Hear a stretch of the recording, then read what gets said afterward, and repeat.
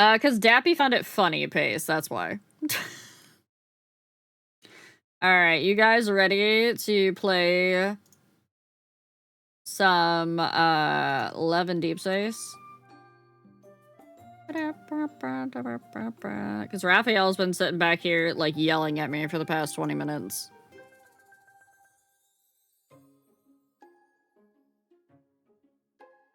Let's see. Love and Deep Space.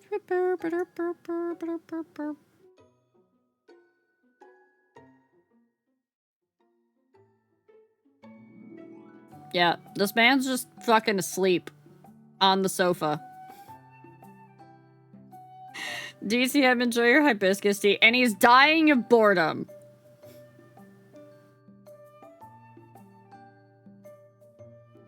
I love him so much. I love him so much. But he's here because if I switch to Silas, he's gonna say something that's gonna get my ass banned on TikTok or on freaking Twitch.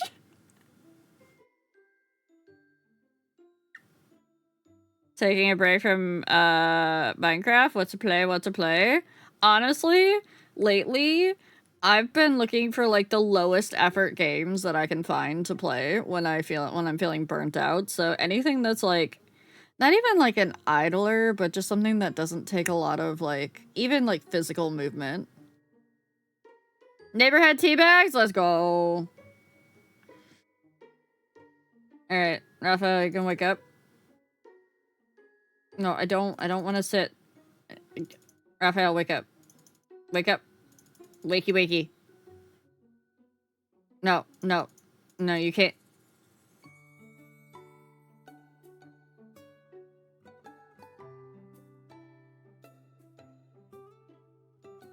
We're gonna ignore that one, and be glad it was not a voiced line.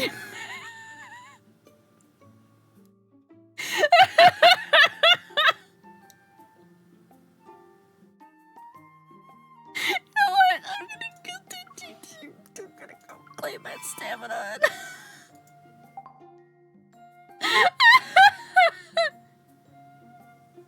Also, I don't know what it is, but at least 3 of the men like to refer to main character as like some version of a cat.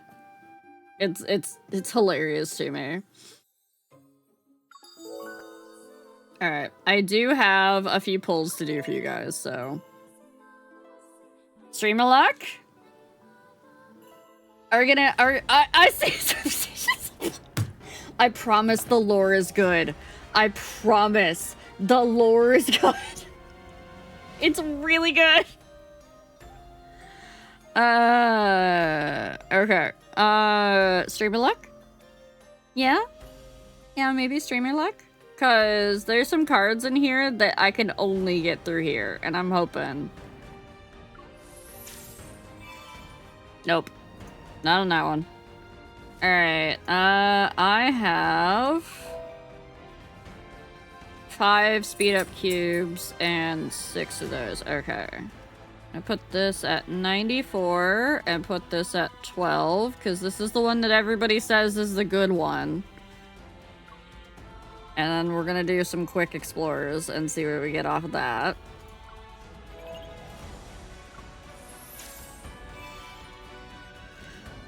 Fucking nothing. We got nothing. We got shards. That's it. Not even a single full card. We just got shards all the way down. Wow. Not sure if this one actually is any good. Holy shit. Alright, we'll let that one do the timer bit. And then I have a 10 pull that I can do here. I'm not expecting much out of this one. Because I have, like, I literally have most of the cards from this, because there aren't a lot of cards in this one, actually. Or at least, I have most of the Raphael cards, I should say. I have all of the gold Raphael cards. I don't have all of the gold Silas cards out of this, though. So that would be nice. But watch. I'll get a fucking gold Caleb card. That'll be my luck. Silas, please, put those away.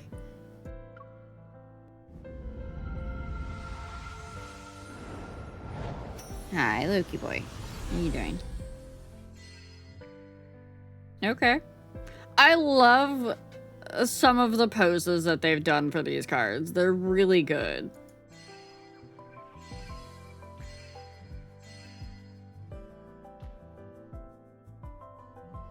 Fuck you, Caleb! I did not want this!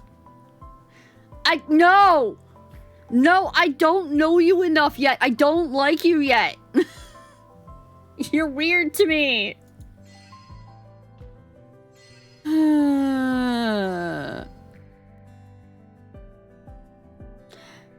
Hey.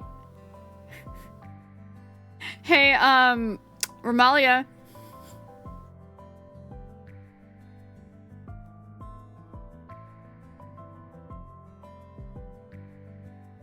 The one where you were in the orange looked like it was what? FF9?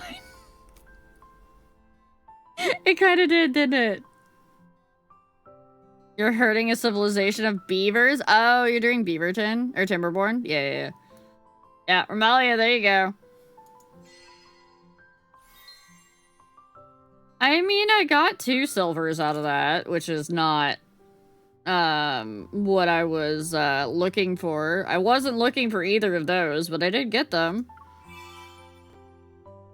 What I was mostly looking for with that pull, though, is this currency, because this currency allows you to go in and buy cards from this pull without having to, like, rely on luck.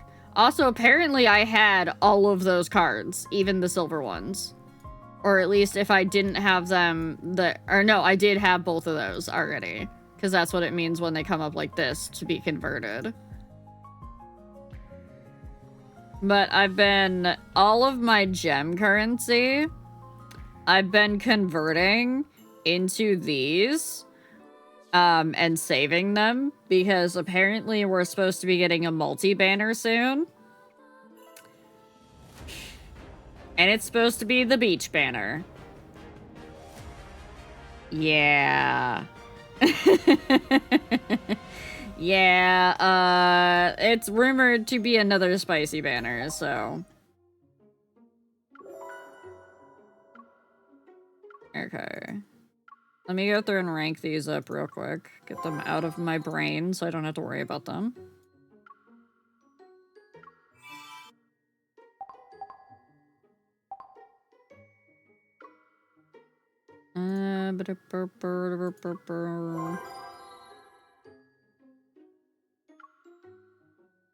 I can understand why people have said that they've spent like $1,000 on this game. I get it, but at the same time, I'm also looking at them like, you spent what? On a video game that hasn't even, that's been out like maybe a year? You did what now?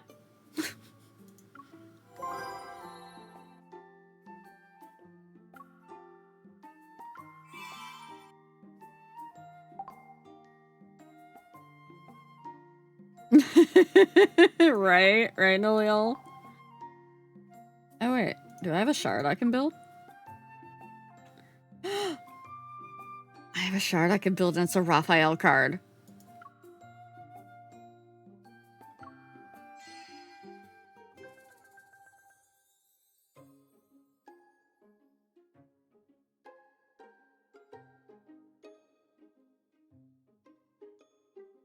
Look at that man's! Look at the way he's looking at us!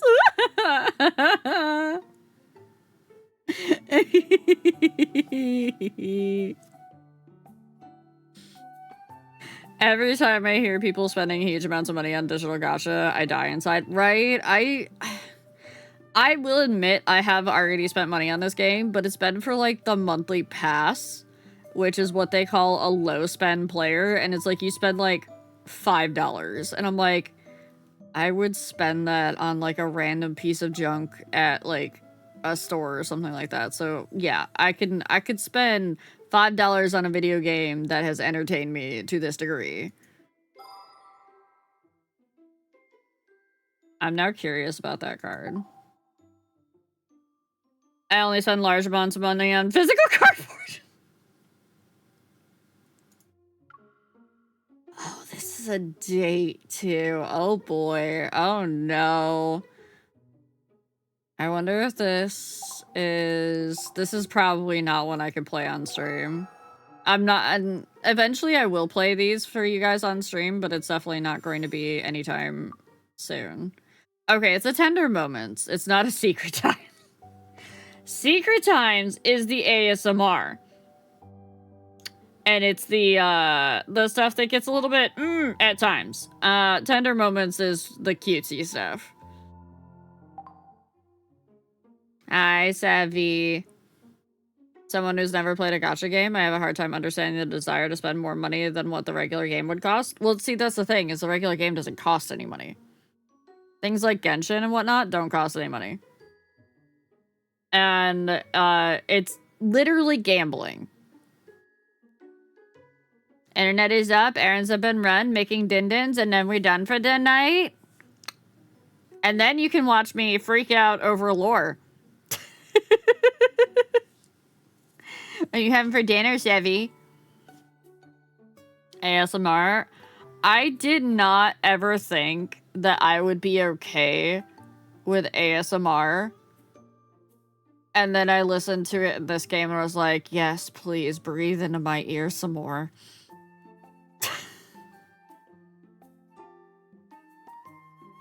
Unfortunately, I love random things, so gacha gets me by the throat every time. Oh, you mean like a regular game. I get you. I get you, Thoric. Okay. Thank you for clipping that. The psychology they use is by using the free model anyway. Oh, well, you know, I had a bunch of fun playing this. Surely I'll throw a little money on it and then you make more discounts. Yes. Yes. The amount of things, like, if I go into the shop that show, like, they're on discount or whatnot, and it's, like, 99% off, and it's totally not actually a discount. But the fun thing is, if I spend money on this game, but I do it on stream, as in I do the polls on stream if I pay money into it, I can write that off on my taxes because I work for this job as a second job. This is my business. So yeah, just, you know, become a streamer, make enough money for it to qualify for having to actually pay into taxes, and then write off your gachas on your taxes. It doesn't make the money go away, by the way. It doesn't zero out the money, just to let you know. Everyone's like, yeah, write it off on your tax. No, it does not zero it out. The money still had to come from somewhere. Just letting you guys know that, because I have to be a little bit diligent when I say shit like that. Hi, Comfy. Enjoy your hydrangea petal tea.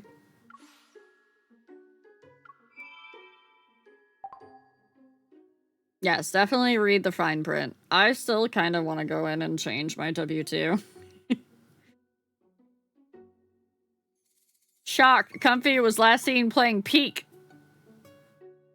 I may have just heard that story.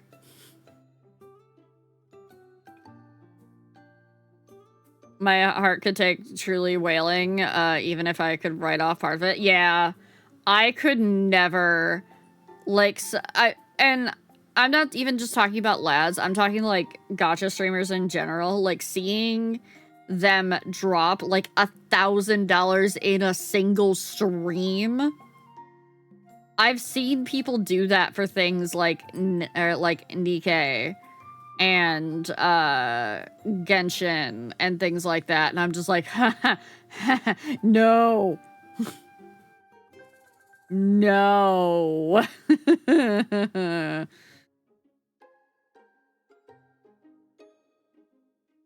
That's my entire winter's oil supply.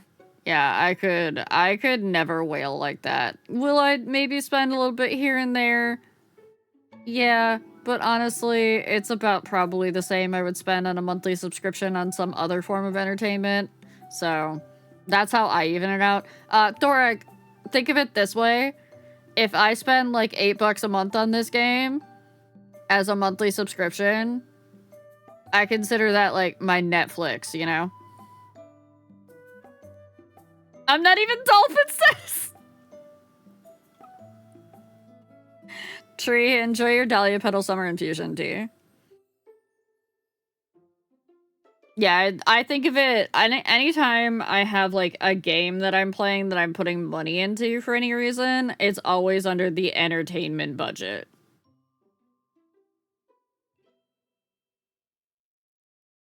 And the way I justify that in my brain, because my brain is very much, like, finances, scary, is, like, things like Netflix or, like, a cable subscription or whatever.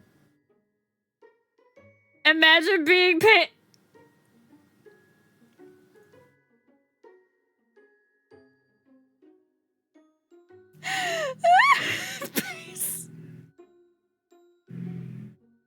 Imagine you all pay a monthly subscription to come to my stream and be called out. What? Oh my god, I clicked it. I was like, why did it change? Oh, it clicked in, that's why.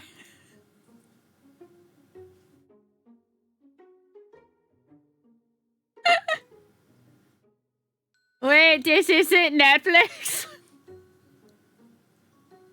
If only Netflix were this interactive. Paying for free entertainment? Couldn't be me. The way I have seen so many TikToks lately be like, return to piracy. And I'm like, yeah, but piracy is like, it's hard. I also can't talk about it too much because someone will come along and bonk me for it. I tend to spend much larger chunks, but much less frequently. Oh, speaking of subscription things and games, Final Fantasy XIV has a patch tomorrow. I'm undecided on whether I will do the MSQ on stream for this or not. I don't think I've done most of Dawn Trail on stream, and I might keep it that way. Because I've not been really happy about the Dawn Trail MSQ. So, I might keep that off stream. Spent over 100 on a Warframe, but that's a 7-8 year period, and that's the period I've been actively playing. Look, I don't want to know how much I've spent on World of Warcraft and Final Fantasy XIV. Because I was playing World of Warcraft since 2004. Yeah, and that was pretty much almost always $16 a month. Do MSQ in Discord with the true ones? Maybe. Maybe I will. Sevi, you might want to recalculate that. Consider how long you've been playing the game, and then if you've been doing the minimum subscription, times that by how many months. Because I bet it's not just several hundred. And then any shop things, any, like you said, any expansions. The fact that we still have to pay for expansions in a subscription-based game, we can lose ourselves in our own world, but not for too long. Raphael's calling my ass out here. He just called my ass out. Ataya, thank you for the follow. Welcome in. He says, wake up, go do MSQ, loser. Here, you guys want to see what Silas is going to say to me when I put him on the home screen? Let's see if he's going to be an asshole today.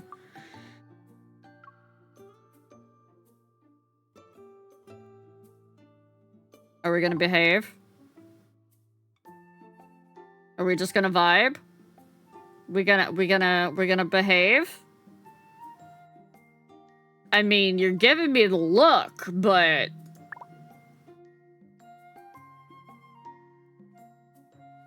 From 2004 until now, you would have paid around $4,000. But also, how many years is that? From no 2000... need to be scared. I'll give you a heads up before I touch you. Like right now, for instance.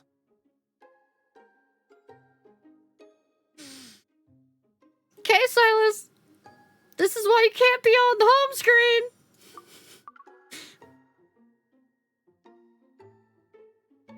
$21 years. $4,000 over 21 years. I'm good with that. I'm okay with that. Because that's like me not going out to dinners. That's me not going out to the movies or to like amusement parks or things like that. That's how I justify it. I spent that on a video game, but I also didn't go out and like really do anything else because nothing else really interested me. In our own world, but not for too long. Okay, let me also turn up the volume a bit. Yep, you're gonna get me doubled for a second here. It's fine.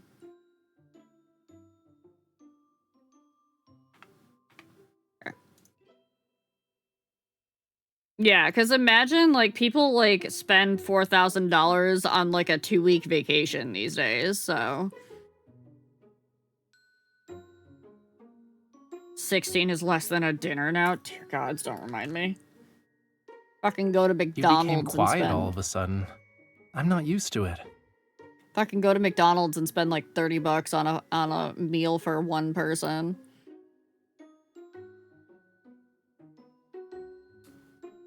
Alright. We ready for story? I don't know if I'm ready for story, chat. I think I've been stalling because I'm not sure I'm ready for story. I don't know what happens during this Suicon.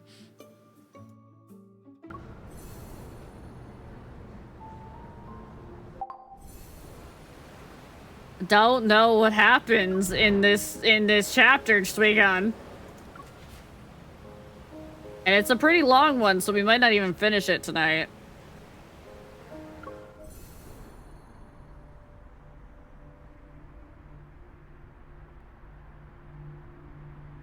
I'm going to Japan in September and my brother for 2 weeks.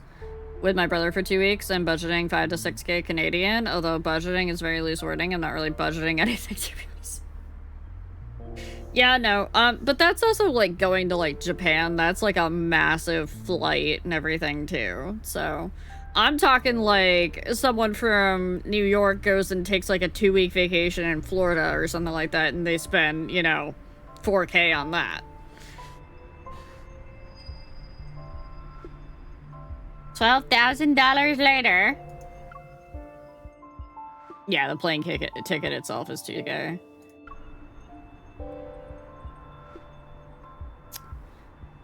Oh, here we go.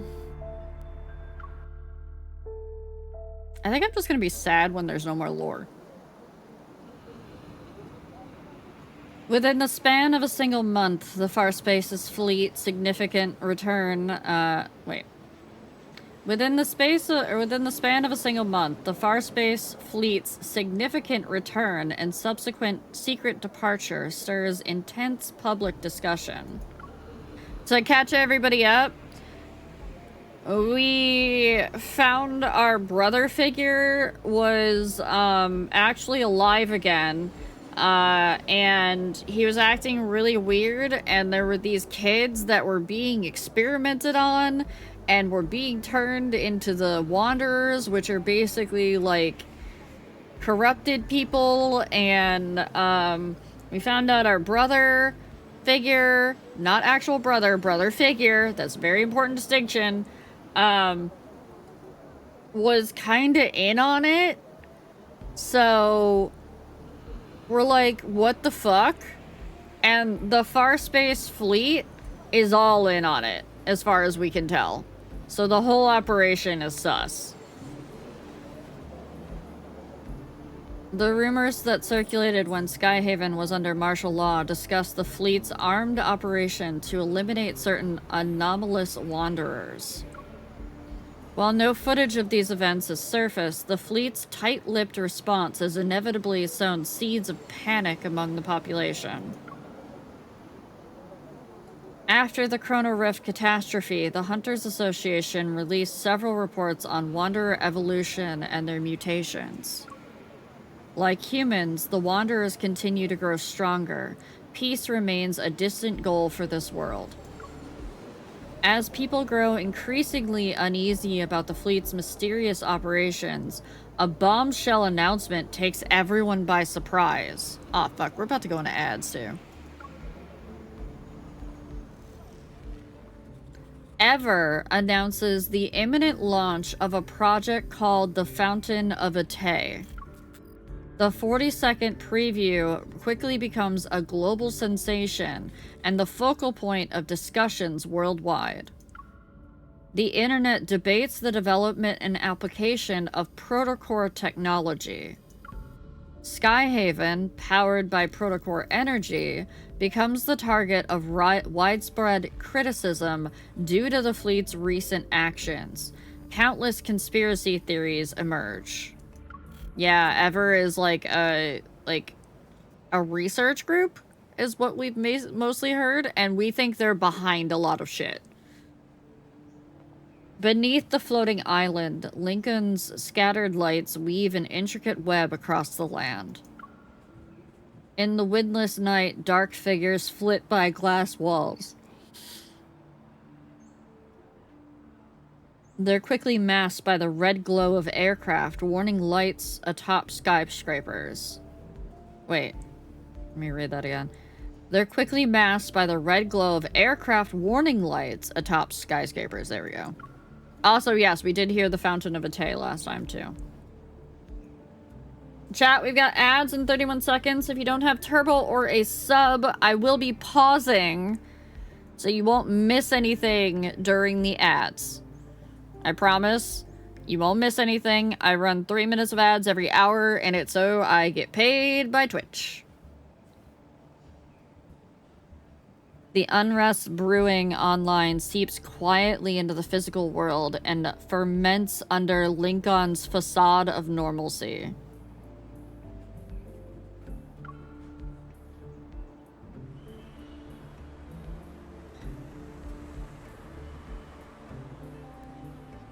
Waves of controversial topics stoke the growing public outrage. The association becomes the primary target of this rising tide.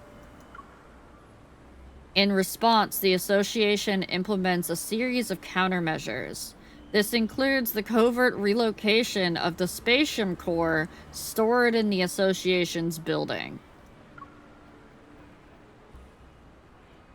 Protocore transport vehicle. Look at all the online discussions. It's a circus now.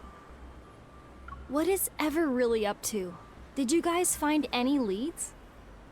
Throwing around phrases like groundbreaking achievement and the next step in human evolution.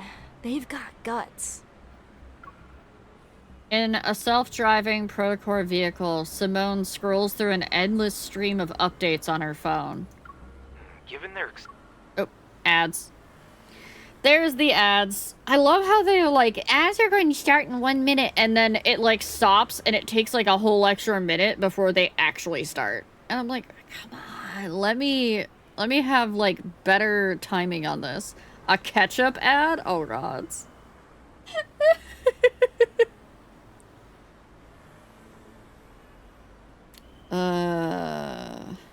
Yeah, Ever definitely is up to some shit. And low-key, they're kind of reminding me of what's going on with, like, AI in our world right now. Is it the sus one? The sus ketchup ad? What? It's helping you catch up to where the ads were supposed to be? 14? Why are you saying 14? What? Calyx? Oh, yeah, yeah. Yeah, that too. Yep. There's a lot of people that have been taking that theme to heart lately.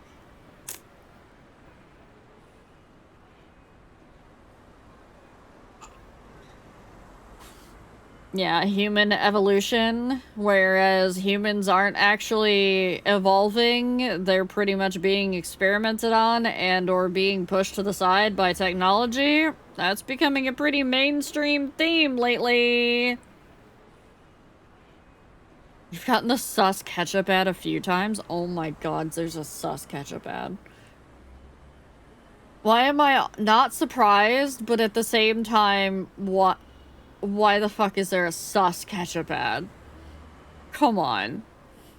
Marketers, what are you people doing? Just throw the lizard button on everything, it'll be fine. I actually saw a TikTok about that earlier. Like, the TikTok was the dude being like, I work in marketing. And, like, just, like, and he pans over to his neighbor's cube, and she's just trying to make, like, a fucking short-form video with the lizard sound, and it just goes, lizard, lizard, lizard, lizard. No, not the lizard, but the sound clip lizard from the, when the text-to-speech voice says lizard when you use the emote. Because sex sells. If sex sells, then why are they trying to ban it everywhere, hmm?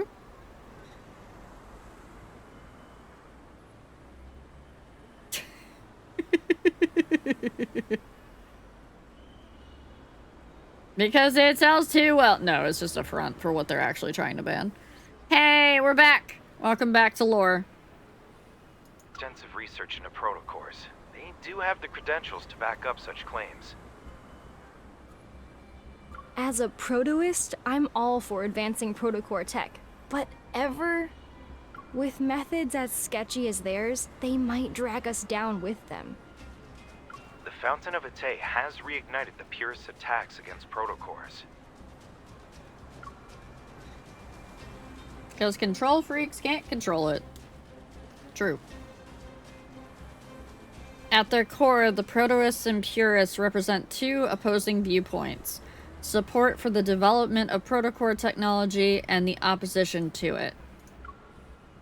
The purists believe that although protocores are powerful, they're dangerous. There are too many unknowns, and overzealous research can lead to a catastrophic crisis. Gigi, enjoy your hibiscus tea. In earlier years, they urged humanity not to be blinded by profit. They argued that using Earth's natural energy resources was the only way to ensure civilization survived in stable condition. My dogs are to bed in kennel. I hope they enjoy it. Our latest missions have been targeted by their radical members. That's why we need to transport the spatium core in secret. Both of you need to be on high alert. If those purists dare to cause trouble, they can say hello to my protocore particle cannon. I don't know what it is about Simone, but she just makes me fucking laugh. You can say hello to my little cannon. We shouldn't be too hostile. While they're traditional, certain prototypes can be just as extreme. Yeah, like Simone. After all, we've only researched less than 10% of a protocore's potential. There's nothing wrong with maintaining a healthy respect for the unknown.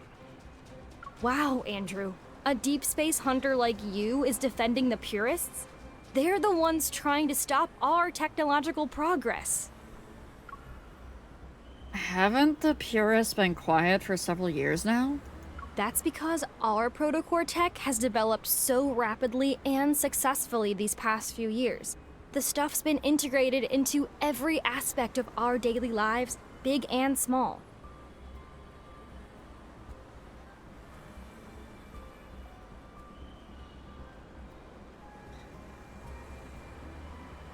Not gonna say it. The purists always insisted that humans shouldn't develop protocore technology. But the reality is, humanity can't live without it now.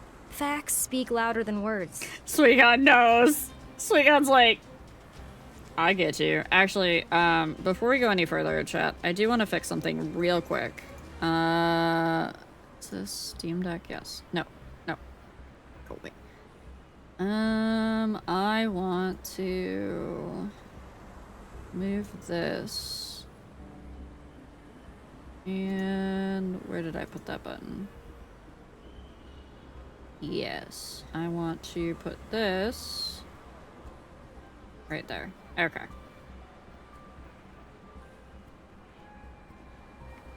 That way, I can do this easier. Hi, Raptor. Hello.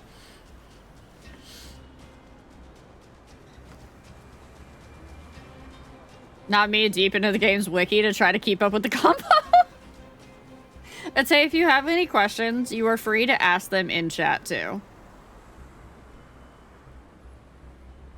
Because chat will answer you. Life, fighting wanderers, and helping humanity explore the deep space tunnel and secrets beyond our universe. Because if they haven't played it themselves, a lot of them have been watching me do the lore, so that they're pretty well versed in what's going on. The Prototis vision for the future is being realized one step at a time. Without concrete evidence to support the purist claims, it's only natural that they lost ground. What about you? Whose side are you on?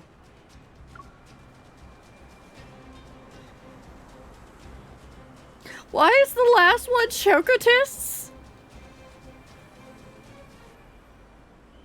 What? Why is this?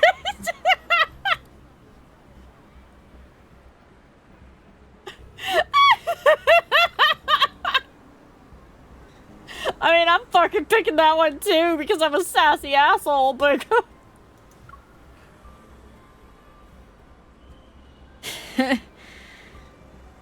I side with the limited edition chocolate pie from the Association cafeteria. It's delicious and replenishes your stamina. Hi, newbie.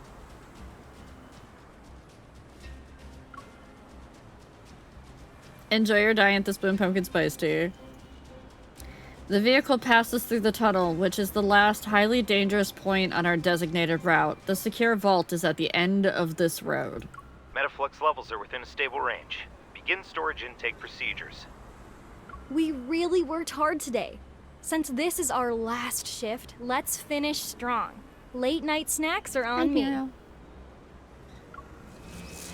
Wait, there's a massive surge of Metaflux heading straight for us. It's coming in fast. The readings are normal. You guys...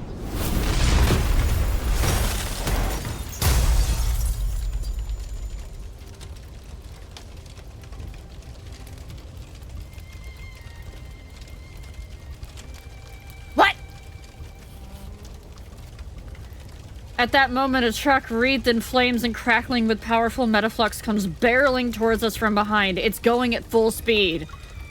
As soon as Simone and I jump out of the cargo hold, our transport vehicle is violently thrown into the air. An explosion releases searing heat behind us.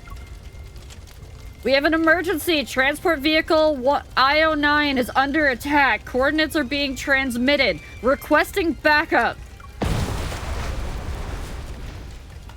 Before we can find our footing, there's another explosion.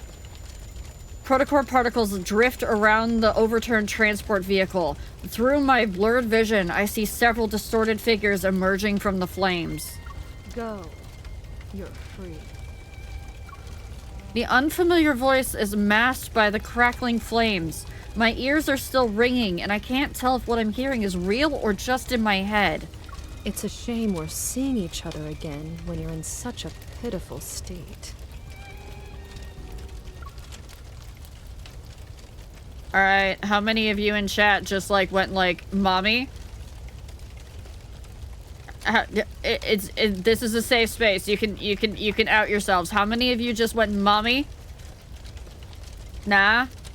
Sevi, you don't usually go mommy anyways. Not quite mommy? Okay. Nah? Okay. I'm getting mommy vibes off of it, so I was like, Did Josephine ever mention our time together at the Gaia Research Center? Who are you? I guess not. Excruciating pain tears through my entire body as my heart begins to tremble uncontrollably. Uh-oh. The aether core inside of our heart is, having some issues. Who I am doesn't matter. The real question is, who are you? She suddenly grabs my throat and a sharp pain pierces my neck. It's like 1,000 needles just stabbed me. I feel like I'm suffocating as I lose control of my limbs. My heart pounds violently while a chaotic force stirs within my body. Blood trickles down my forehead, through my crimson-tinted vision, I see the container holding the spatium core roll into view. You were born in the depths of deep space. You were supposed to be ours, a one-of-a-kind, precious creation. What? Without the key, the Fountain of Ate will only remain a poor imitation. We're the key? Dazed, I hear something faintly crack. Suddenly, an unprecedented power surges through my veins and bursts forth with brilliant light. The key belongs to no one else. You are the one who holds all of its secrets. We really are the special fucking snowflake. Grak, only if you don't want something to be able to ride through snow. Transporting the spatium core was a classified mission for special operations. The attack wasn't revealed to the outside world. After spending 2 days in the hospital, Simone and I were ordered to suspend all missions and focus on resting until we made a full recovery. Afterward, Jenna secretly visited us to reveal the truth. The association president, as well as others, suspected there was a high-ranking mole in the association. Since Simone and I were known to the enemy, we needed to lay low. Our temporary suspension was to protect us and to serve as a smokescreen. Externally, the radical purists needed to be handled with caution. Internally, dealing with the mole would inevitably disrupt their plans. Jenna didn't really talk about the spatium core. She just gave me a look that told me to be patient.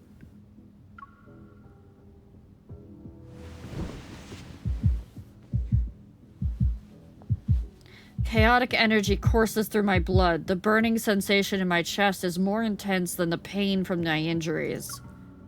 Unable to sleep, I toss and turn. Then I finally sit up and turn on the bedside lamp. My heartbeat is faster than usual. I gently press my hands against my chest and rest my head on my knees. I can't believe I ended up absorbing the spatium core. Why me? Another sharp pain strikes my chest as several strange energy streams are torn apart. They proceed to merge together and create an endless, restless turbulence. Did Josephine ever mention our time together at the Gaia Research Center? No. The key belongs to no one else. You are the one who holds all of its secrets.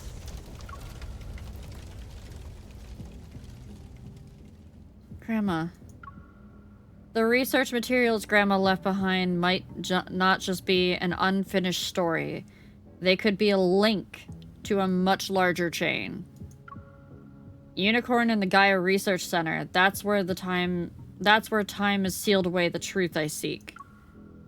The Gaia Research Center. If I remember correctly, it was in what used to be known as a most prosperous district, now known as the N109 zone.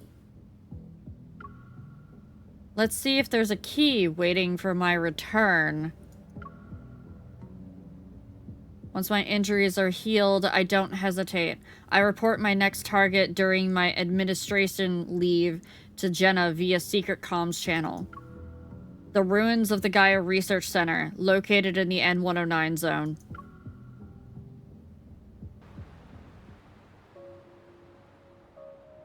Arctic Fractal Library.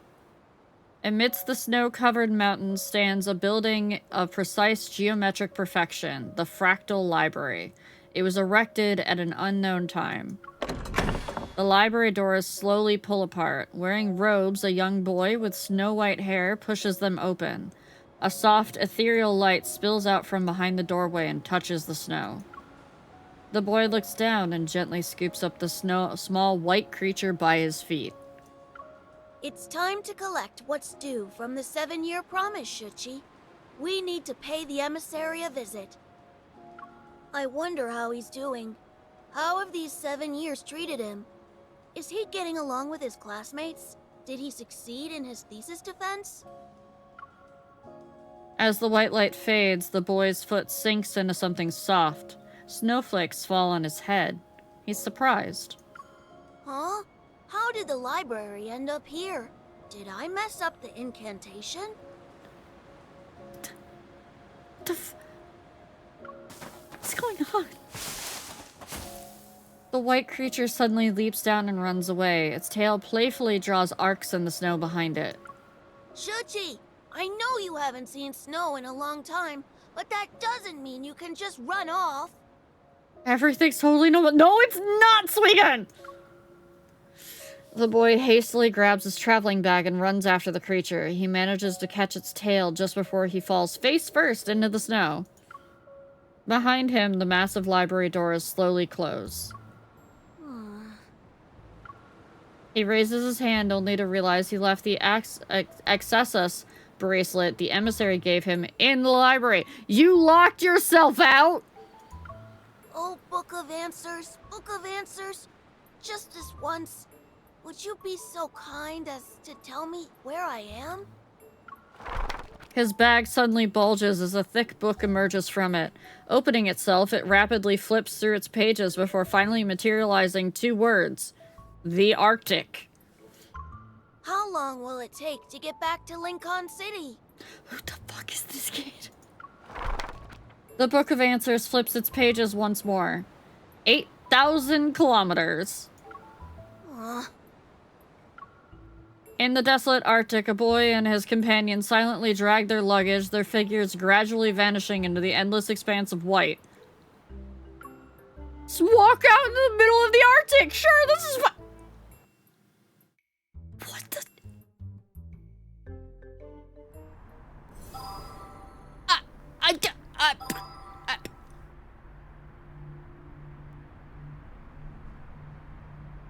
Hey chat, I know my Greek mythology. Why does that say Chiron? Or Charon? What? Why is that the ferryman? Why is that the fucking ferryman?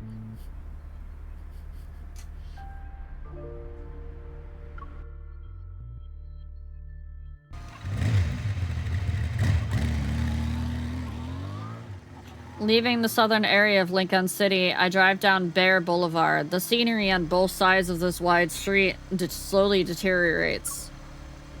After I installed the anti-interference chips Silas sent me on my motorcycle, I've been able to freely pass through the protofield disrupted no-hunt zones numbers 62 through 65 and arrive at what was once the most prosperous tech hub in the region. Now, it has become a criminal's paradise. The N109 zone. The abandoned building where I first met him still stands in the desolate courtyard. Come to think of it, a lot of time has passed since my initial meeting with the feared leader of Anakinus. After entering the N109 zone, the streets remain deserted. Not a soul could be seen, but it becomes livelier as I approach the central district. A river of people flows through the streets. They surge toward me with they surge with me towards the same destination. What's going on? It sounds like it's coming from Charon.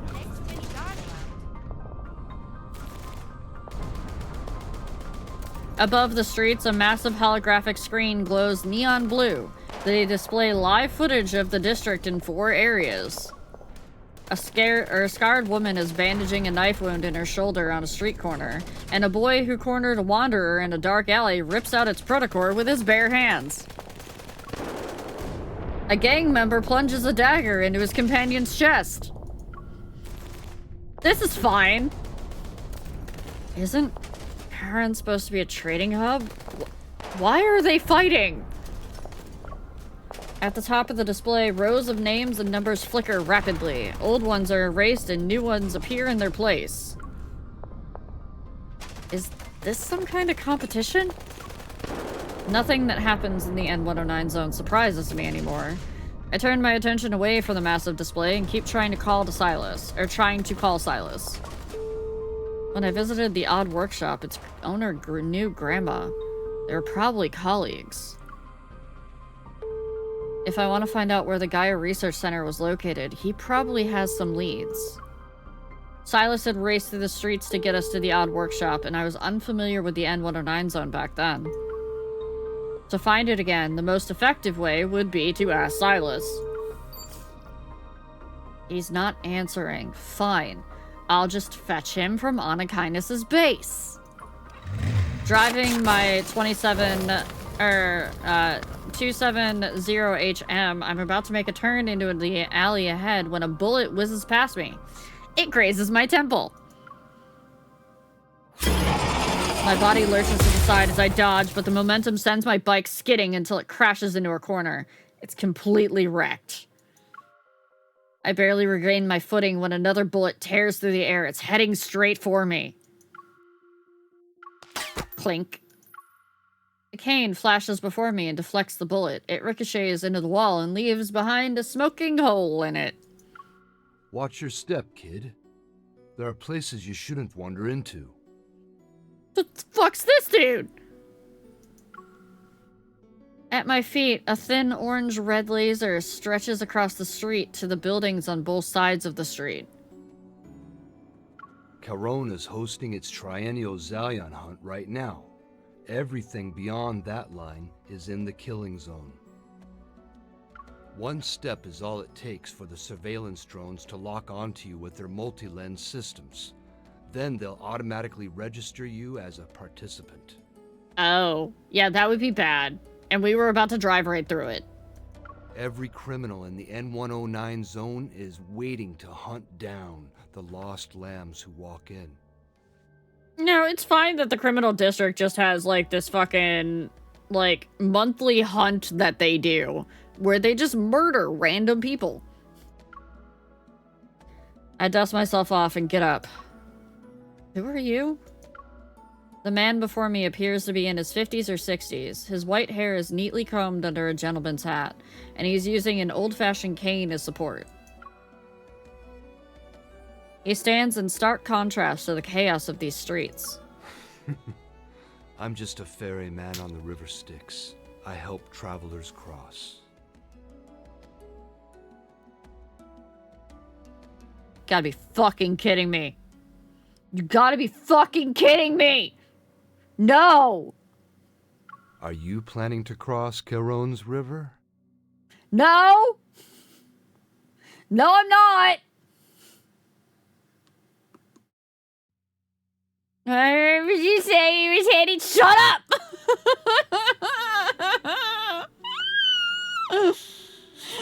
Shut up, you two!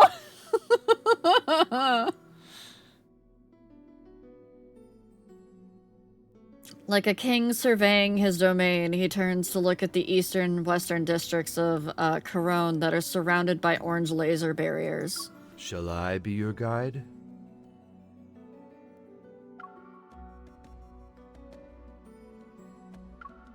Sure, but will I be safe if I follow you? He reaches behind his ear and produces a round chip no bigger than a fingernail. This is an ID camouflage chip.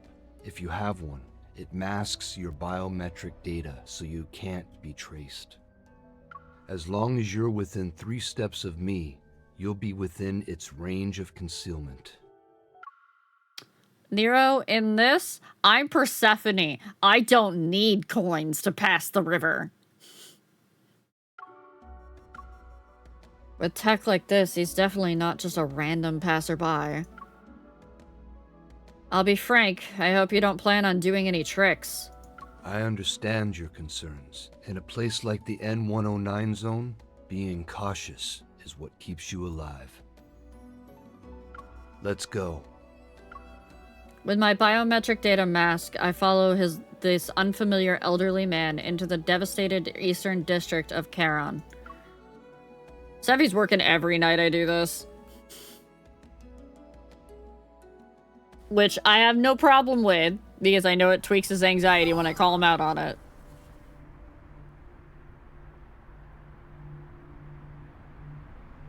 I just have to get off my ass and set aside a day that I actually go through my clips folder and clean it out.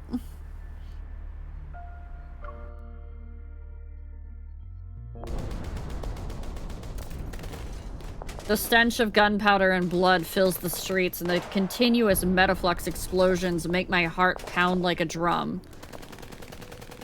Oh, you wouldn't be able to help with this one. This is like the actual physical folder on my PC.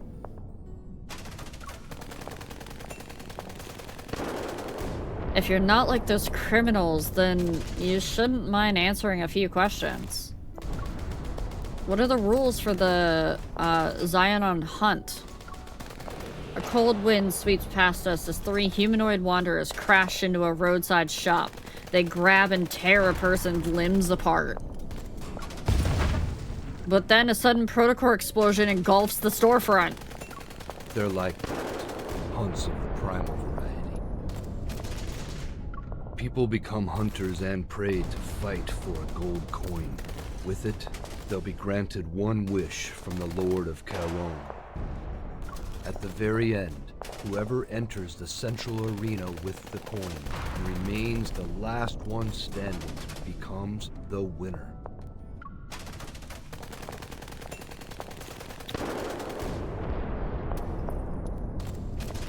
Can I remember the coin? Shut up!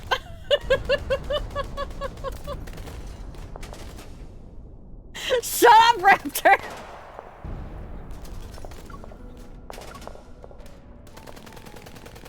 From the upper floor of a shop, a drunken man leans halfway out. He quietly raises his gun in our direction. Weapons, protocore weapons, and your own fists.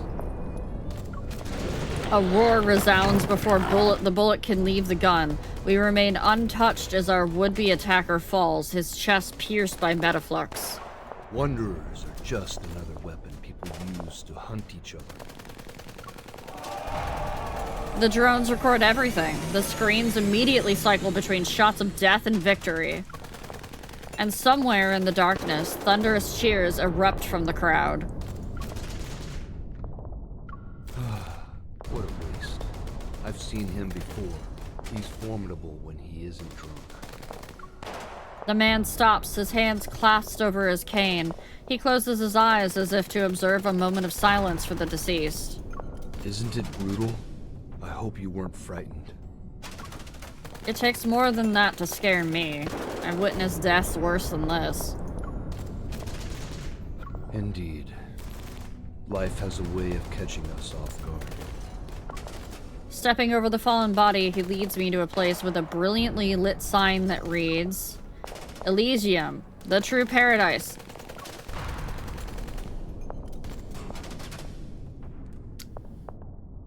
All I hear are screams. Every time I dare to close my eyes, I no longer dream.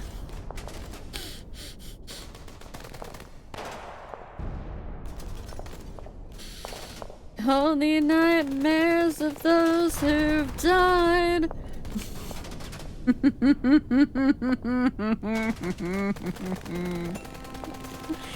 Snowy Leaves, welcome in. Thank you for the follow. Why? Someone please explain to me, explain to my tiny little catgirl brain. Why? do I keep falling for Hades-coded characters? Why? There's literally Hades in Final Fantasy XIV. I love Epic the Musical. And here's Silas. Hi, Impy! Impy, I got your husband, one of your husbando's cards earlier. He was very cute. You said it earlier, you're Persephone. I am not Persephone. In this story, I am Persephone. But I am not Persephone. I am definitely not a Persephone-coded person. Good knowledge to have. Of course he is. He's perfect. Wait. Impy, have you finished the main story? Have you finished the main story? Because otherwise you're in spoiler territory, hon. And I don't want you getting spoiled. Unless you don't care about getting spoiled. Because that's important. Because this story goes hard.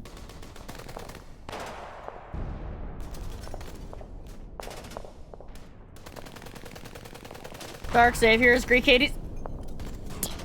You can't tell me they didn't code that after Hades 2! There's literally a river that they have to go down! Add a scream, you have a type. I'm currently with my husband right now. Okay, okay. Alright. Go lurk, because I don't want you getting spoiled, because like I said, this fucking story goes hard. Yeah.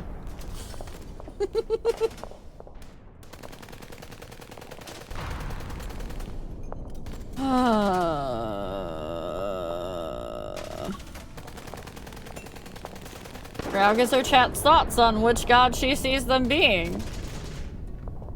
Gives chat her thoughts on which god she sees them being. I don't know if I could do that. Try very much, don't you worry. It's okay, I'm going to go see my second husband.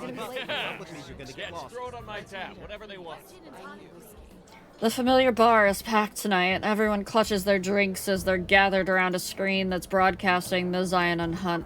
Here are the latest predictions. You can't miss these guaranteed winners. Come one, come all. Who wants to join the fray? Join us! If I can do it for guns and Destiny too. No, because I don't, because like, I don't know. It's a thing, because people get weirded out if like you call them the wrong thing. Like, the amount of people that I saw in Dee's chat when she was labeling what kind of furry they'd be, where they were like, actually, I'd actually be this kind of animal, and I was just like, you fucking asked. So. Stop banging on my tables. Do you think hiding in my little sanctuary and drinking your life away makes you special? It's not like I don't pay for my drinks. I'd rather drink myself to death here than get killed the moment I step outside. You know, that's fair. You can either die of alcohol poisoning or get, like, ripped into pieces.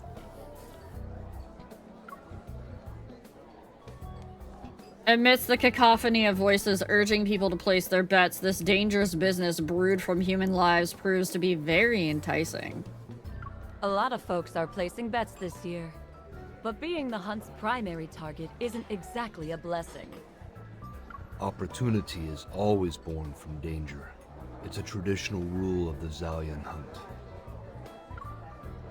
The elderly voice cuts through the air with commanding authority. Everyone turns their heads at the same time. Our old man Dimitri's here! His name is fucking Dimitri. Who's your pick this year, old man? I need to discuss something with a friend. Would you mind waiting here for a moment? The meal sets here are good, and the drinks are decent. Give them a try if you're interested. I politely nod. However, I've decided not to touch the food in this place. Oh, dear. Why did you say our drinks are decent? You're so picky, Gramps.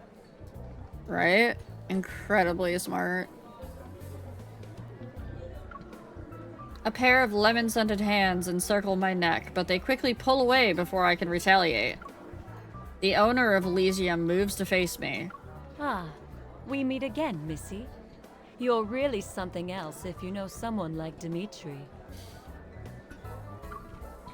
His name is Dimitri? Who is he exactly? He's the Lord of Charon. As the true owner of Charon, Dimitri is the one who hosts the Zion Hunt. Wait, I thought... like, my brain went immediately and said that Silas was going to be the one that granted the wish because of the whole eye and desire thing and whatnot. Apparently not. The arena at the center of the market belongs to him, too. But Heron is supposed to be a free trading zone. How can a place like that have an owner? You're not the only one curious about it. But Dimitri's background... Elysium has been open for years, but I haven't heard anything about his past. Even Silas, the leader of Anakinus, keeps his distance from Dimitri. Come to think of it, Silas hasn't mentioned him before. Since this isn't our first meeting, let me properly introduce myself. Aslin. That's my name. Riao. Would you like to order something? I'll pass. I didn't bring my wallet. Aslan's lips curl in a mysterious smile. Elysium doesn't always collect payment in cash, and our services extend beyond just filling empty stomachs. No! No! Before I can ask for details, Dimitri returns and gives me a nod. Oh, thank the gods. I finished my business. Come here. I'll escort you out. I don't need to be sold for my body parts, thank you, for a drink. Behind the counter, Aslan lowers her voice and winks at me. If you need anything special in the future, ask for the connoisseur's menu. I'll give you a 20% discount. I'm Faye Raptor. I know how this goes. Bye-bye. Come back soon.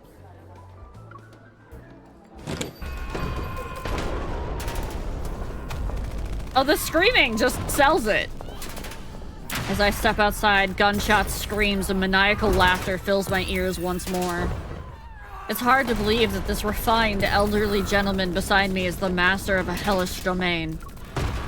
So, I heard you're the Lord of Charon? What? Can you really grant wishes? You said the winners of the Zion Hunt can make a wish to the Lord of Charon. Can you actually grant any wish they make? I'm going to continue to pronounce it wrong because it's in my head. Of course.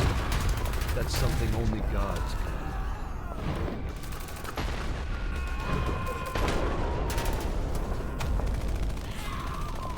Why'd you phrase it like that, buddy? But human wishes are nothing but mundane desires. Fulfilling them is a simple matter. With Dimitri leading the way, every danger we encounter becomes something to walk past. It allows me to safely traverse this lawless battlefield. No, it's okay. I still need to go figure out what's doing that. Hold on. Let me see if I can figure that out real quick. Let me pause it so it doesn't. Edit. It's gotta be shift. What if I just take that off? Take that off too. Just take those keys off so that they can't click. Because I'm not using them anyways when I'm doing this, so that might do it.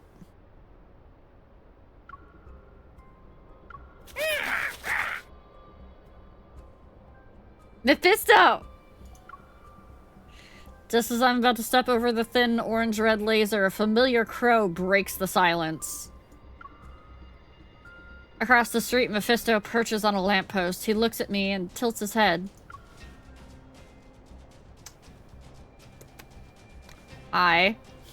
He's walking without his leash! Is it 10 minutes after midnight?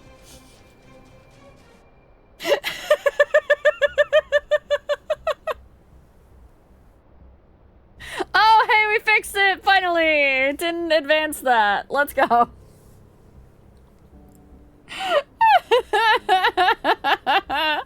For those of you that don't know, the Love and Deep Space devs put out a social media thing that was basically the alarms that the Love and Deep Space men have on their phones. And let me actually go pull it up. Hold on, because this is hilarious. I think it's... I know it's in our Discord, but I think it's also in their Discord. Alright,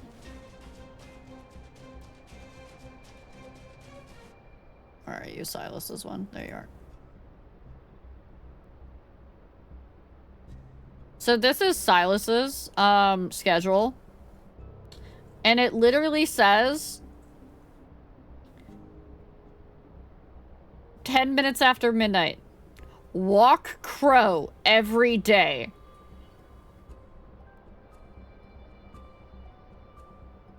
So, of course, the fandom artists have come out, and there is literally just Silas with Mephisto on a fucking leash.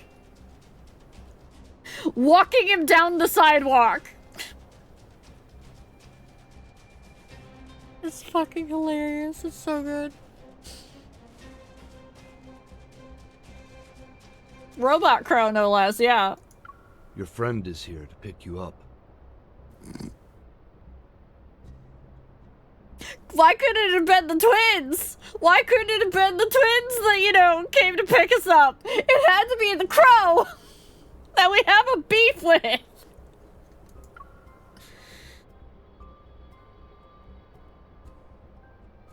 The cane falls onto the laser line, and the Lord of Charon stops at the edge of his territory, taking not a step further. I'm sure our next meeting will be much sooner than this time. What do you mean? I mean, my duty as your escort has come to an end, until we meet again. Dimitri watches me leave with an unwavering smile, like an ordinary old man out for a walk in the park. Silas, you need to tell me what the fuck is going on.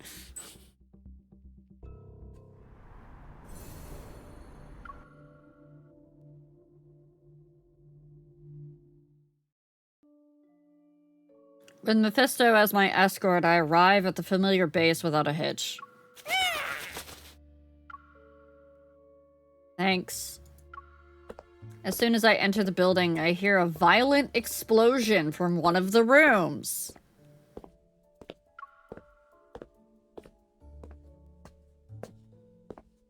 Someone else manned the clip gun. Is Anakinus's base also involved with the Zion hunt?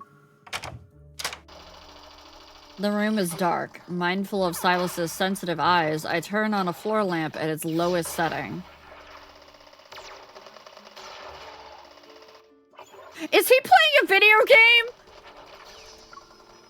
In the center of the room stand 4 egg-shaped gaming pods. 3 of them are rocking back and forth. Their surface is covered in LED lights, pulsate in tandem with the explosion sound effects. He's playing video games with the twins!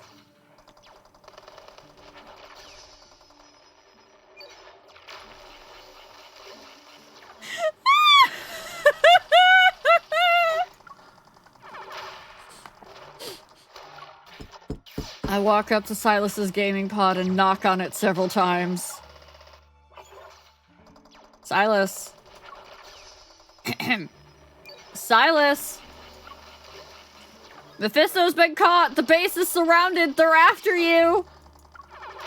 Absorbed in his virtual world, Silas doesn't respond. Oh, come on! I walk away and settle into the 4th gaming pod, the only one that's empty. Inside, the surrounding screens transform into an endless expanse of stars. Realistic sound effects immediately fill my ears. I fire up my spaceship and set off to pursue Silas's fleet. Yeah, we waltzed in, he had 0 reaction to us coming, like, just entering his base, no problem.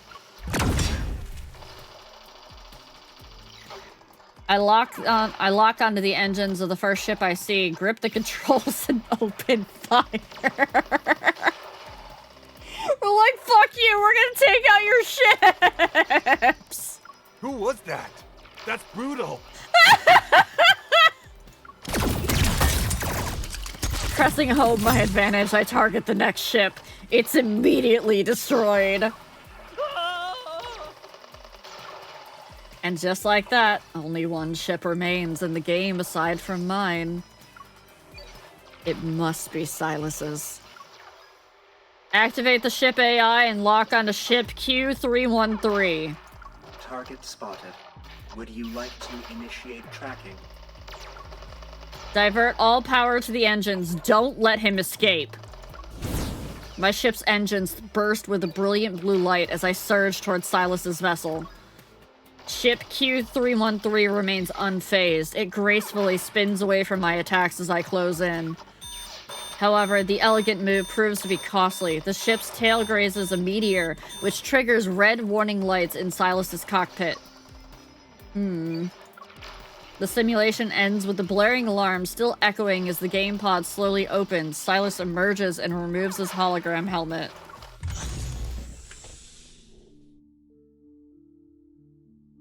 Nice vest.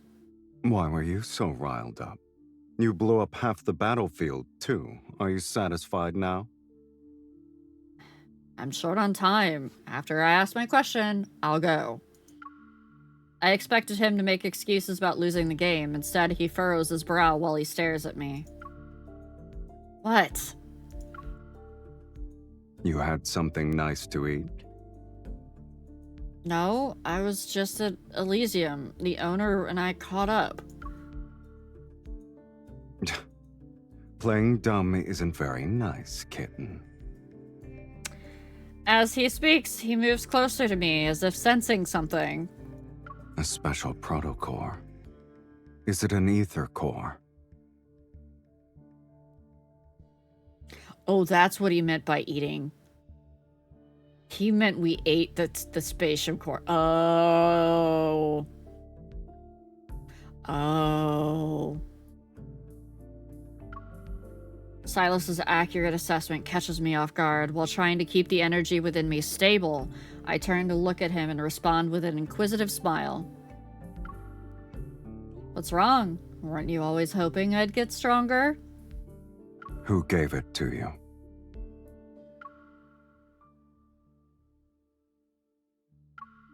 It's related to an incident. A few days ago, the Hunters Association Protocore transport vehicle was attacked. I was on it. I heard. The Association getting humiliated is an excellent source of entertainment for the N109 zone. Of course it is. A strange person infiltrated the group of attackers. She found me and started talking about these bizarre things. The stuff is still uncertain, so I decided to tell Silas only the simplest parts. Just as I was on the verge of losing consciousness, my body instinctively absorbed the spatium core. His Adam's apple bobs once, and I catch a glimpse of the protocore in his eye, emitting a dizzying red glow. Before I can get a better look, he walks to the minibar. He downs a glass of liquor in one go. The turbulent energy within me finally settles down, and I realize Silas is locked in an intense battle against his desire for protocores. Setting aside the possibility that you're here to show off your shiny new protocore, what brings you to the N109 zone? He wants to eat us. I walk toward him and bring up a holographic map on my watch's interface. I just looked at chat!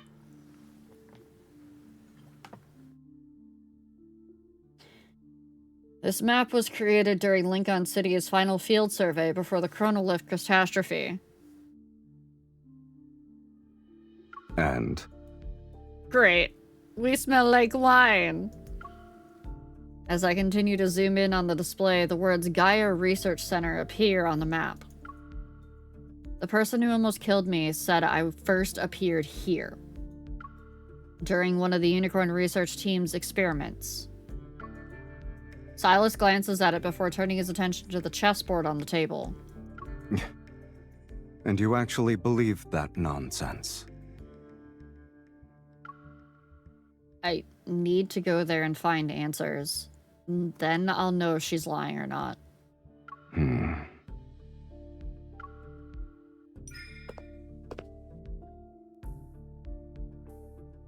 Our last game ended in a draw, so I quietly joined the chess match as Silas remains quiet. After surveying the chessboard, I move up my rook from the back rank. When I was younger, I had doubts about my past. Later, I figured that so long as I was healthy and safe, none of it really mattered. But a human heart shouldn't contain a protocore. I need to find out who I really am instead of waiting for mysterious people to find me. As soon as I reach for another piece, Silas immediately captures one of my pawns. And then what? Do you actually believe that learning about your past will make things better? When I see people, whether close or distant, suddenly racing towards a destination, refusing to accept the unfavorable position, I look at the chessboard again. I take my knight, my only chance for a breakthrough. One who seems to stay still may be left at a disadvantage forever. That's just what it looks like on the surface, kitten.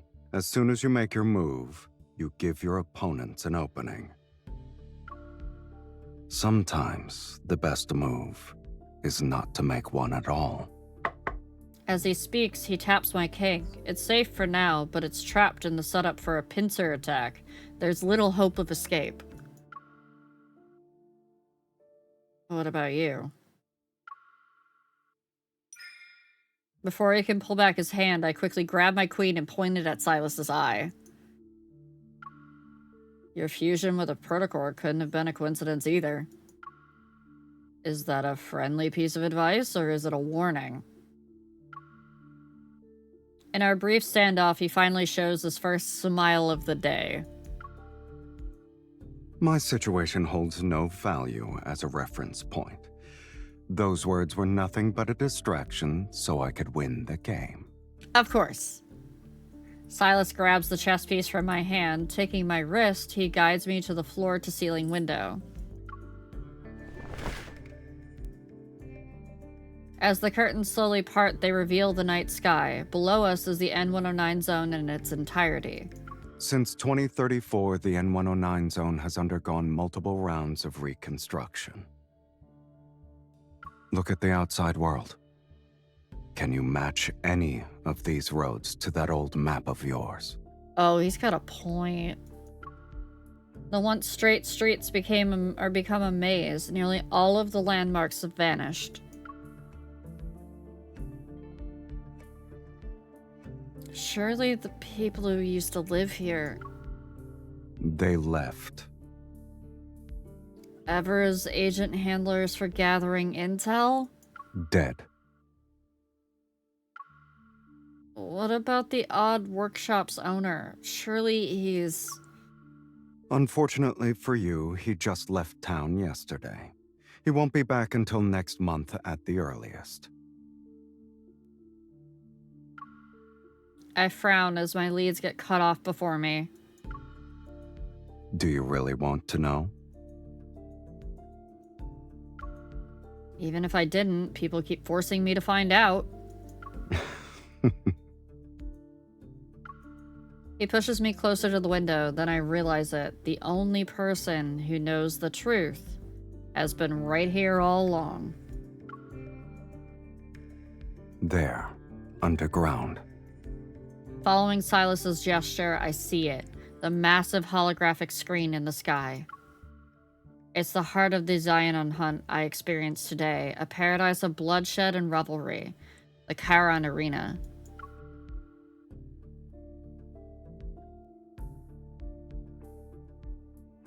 Silas body pillow and wallpaper on your phone. Wait, you have a Silas body pillow? The way I've been kind of looking at merch. Oh, I got the blue names confused. I thought that was Suigon calling Raptor out and saying Raptor had a Silas body pillow.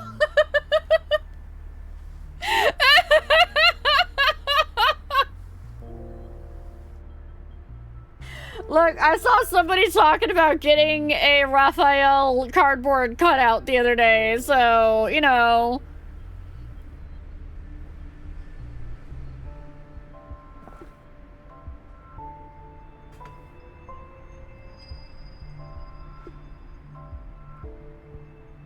I have a body pillow to help with back pain, but it's not Silas. I'm sure you can find an artist that'll make one, Raptor. It's a city!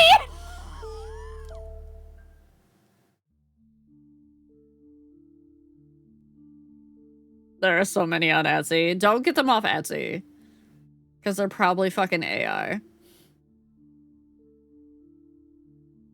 The massive holographic display makes everything feel strangely unreal.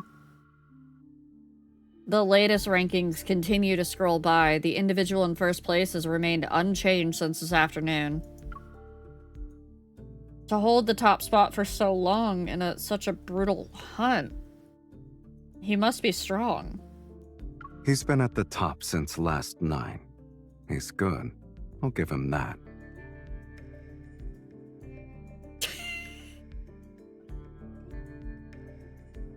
Yeah, ad time shortly. Got about a minute until ads start. Probably more like 2 minutes. Each change in the rankings marks the end of another life. They know it's suicide, yet they eagerly rush in. Is that coin really worth it? I see you know a thing or two. But fewer than 30% of the participants are there for that coin. In the N109 zone, what matters more is the desire to hunt, the thirst for bloodshed, the craving for domination.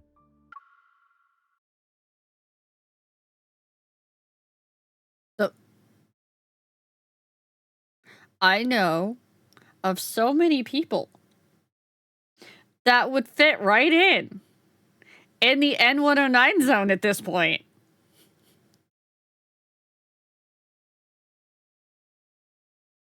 And I'm not even talking about the last bit. I'm talking about the fact that they have a desire to hunt. Sometimes I forget I'm bi.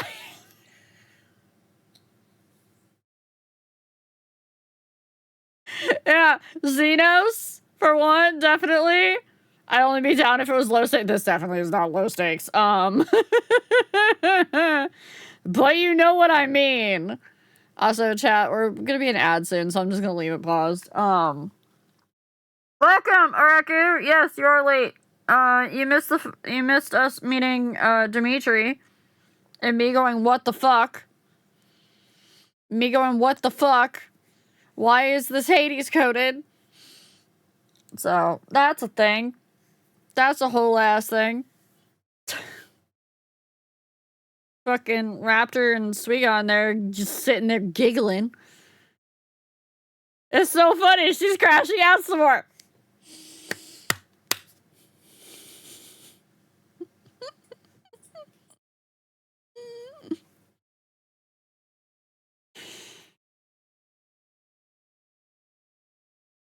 The way this game has absolutely turned me on my fucking head. You don't know how excited Suigon has been for this part of the story.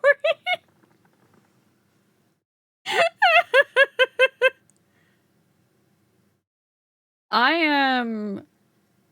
See, I've been kind of, like, waiting. I've been putting this off a little bit because I know once it's over, like a big chunk of the lore is done with for right now, and it's kind of like waiting for patches for Final Fantasy XIV. And I don't want it to be over. I want to keep reading the story and experiencing it. I do have other things, like, I'm going to be going through, like, the side stories and whatnot. And definitely be going through, oh god, what's the world underneath? Those stories and the anecdotes, whichever, any of the ones that I've unlocked, I'll be going through all those on stream. I've already done a bunch of them, but I will be going through them still. All of the codex. I might skip the codex, like, because the codex is kind of like, it's kind of like a glossary to some extent. But definitely, like, the actual story stuff. In fact, like, I am going to be, I do have it planned at some point once we get through, because Raphael is definitely my main right now. I'm going to be streaming the videos that people have done of his previous myths, so that you guys that aren't playing can at least experience his entire storyline with me, because his storyline is holy fucking shit, what do you mean levels of depth. And I mean, Silas has the same thing. They all kind of have that, but for me, Raphael's just, like, kind of definitely hits. Silas's hits in a different way, but Raphael's definitely hits, so. Proto's just having a time with those ads in there. True CMOS!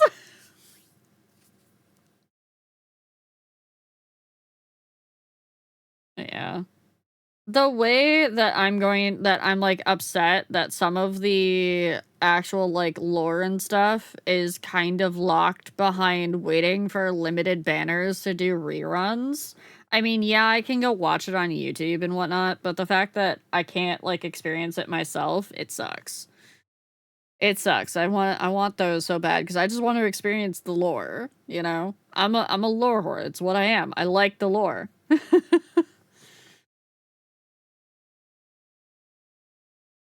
I gave in and been watching everything now. Yeah. Waiting for the full-on dragon myth? Oh, gods. Oh, no. Oh. The worst part is, so I started playing this, like, a month ago at this point. Like, just at the tail end of the banner for the wedding. I think that's when they were also running a rerun. And I did not roll on the rerun, because I didn't know what it was. So, I'm going to be doubly missing one, which is fun. No, there has been one rerun. There has been one. Because when I had the wedding banner, I had, like, 3 banners underneath it. It wasn't just one. There has already been one rerun. I don't remember what it was for, but I remember seeing Raphael cards in it. So I was sad about that. I read a 19 chapter fic with Caleb, and I ugly sobbed. I'm so deep in this game. I am literally writing Raphael and Silas coded characters into my fucking novel. Granted, they were originally Hades and Hythlodaeus coded characters, so it's not far from the fucking apple tree at this point, but there have been 2 myth reruns, or 3, I think. Damn. I said apple on purpose.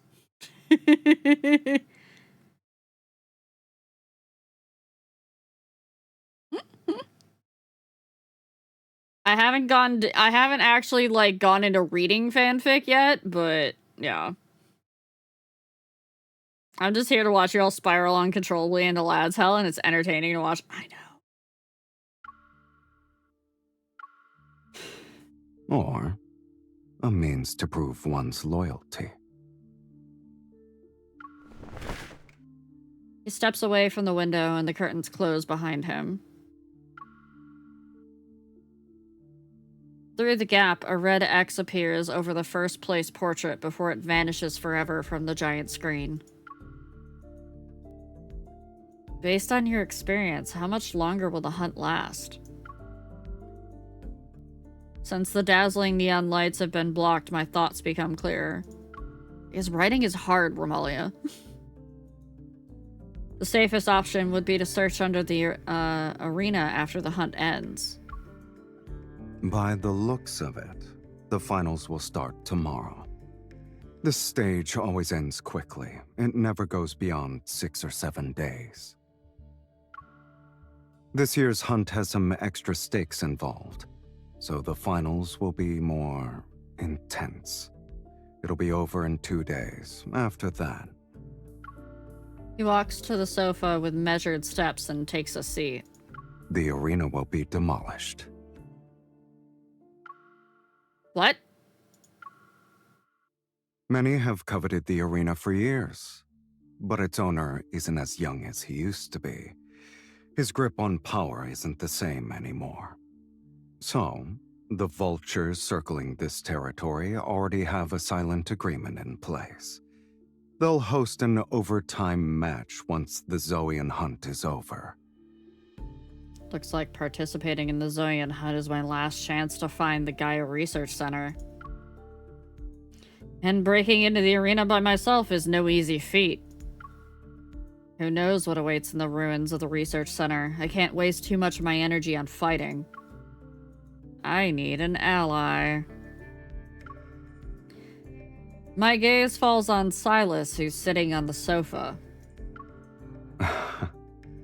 Don't even think about it, kitten. Hold on, I gotta go. I just gotta, but it's fine. Don't worry about what I just did.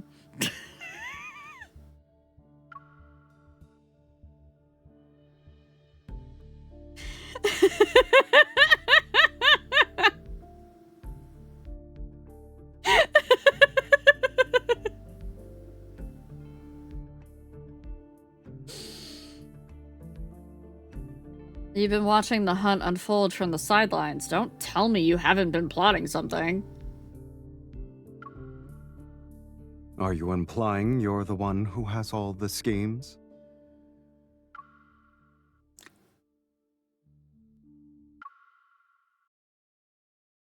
Chad, I don't know how well you can read that, but that prompt says pin him down.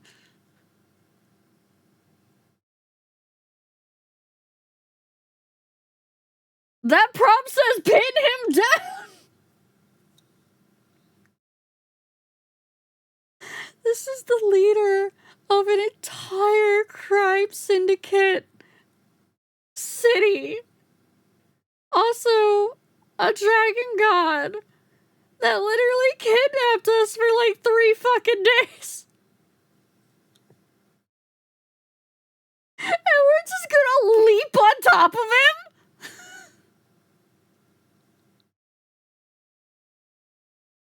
Does I have to assume? I have to assume that in the main story that they don't have, like, that much of a connection? He'll turn that bit. Shut up, Speedy!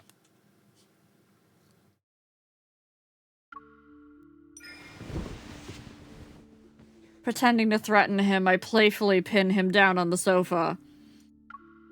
You said you don't mind me using you, and right now, I really want to use you so I can get in the arena. It's not like you'll lose if you join. It's a win-win situation, right?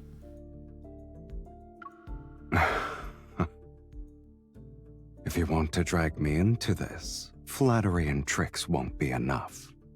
I'm afraid I'll have to disappoint you, kitten.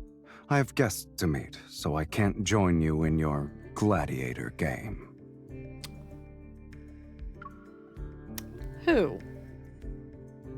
I need to get some water!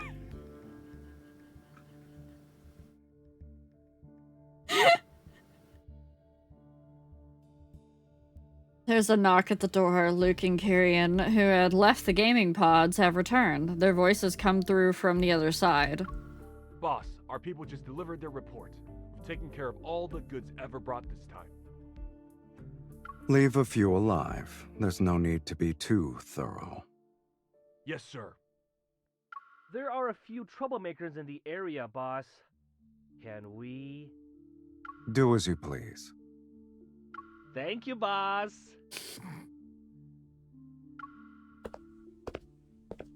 Your guests are from Ever? They came all the way here, saying they have a profitable deal to discuss. How could I not play the role of a gracious host? You're planning to take them all down. Is it a bad idea? It's great, actually. Alright, Freak Job. With one graceful stride, he helps me stand, grabs my shoulders, and turns me around. Come. It's not like you're busy. Let's see what kind of presents they've prepared.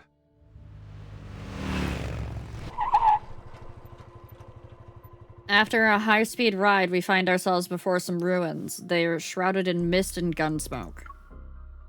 The air is thick with chaotic energy fluctuations. Frowning, I kick aside some unidentifiable debris and pick up a broken half of a wine bottle. Don't touch the stuff on the ground. 100-year-old wine, empty jewelry boxes. Don't tell me these are your welcome gifts. Silas casually responds as he slowly circles the area and takes in everything. They know I won't show up, yet they're still playing a game of pretense. Would you like to guess the reason, kitten? Either Ever is confident enough to think you'll accept their deal, or the deal is just a front. They're hiding something that can be used against you. That's why I won't sit around waiting for them to make their move. People only show their hand when they're backed into a corner and desperate to survive. Why do your pants have 3 different sets of zippers?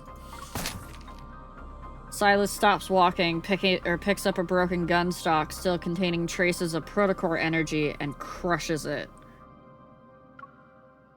I prefer a direct, efficient approach. Look, the text is right here. His pants are right here. I can't not see it.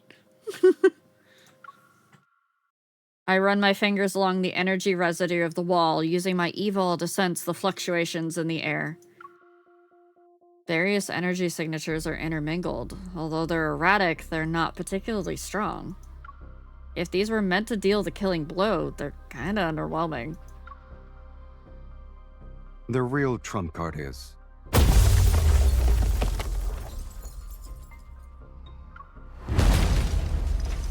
Nearby, a metal wall suddenly collapses. From the dust and debris, multiple armed figures emerge. Their silhouettes are arranged in a staggered formation. As electrical currents flicker to life, they reveal how the lower half of each figure's face is a mask made of mechanical components. It's integrated into their bodies. Their energy readings are changing. In the blink of an eye, dozens of thin blue beams simultaneously lock onto our foreheads. They've finally shown themselves. Just before the beams could pierce us, Silas grabs me and pulls us back. The spot where we once stood is reduced to scorched earth. I'm just about to catch my breath when the beams converge on us again. Get behind me. A black-red mist spreads out like a net. It lunges at the blue beams that are attacking us.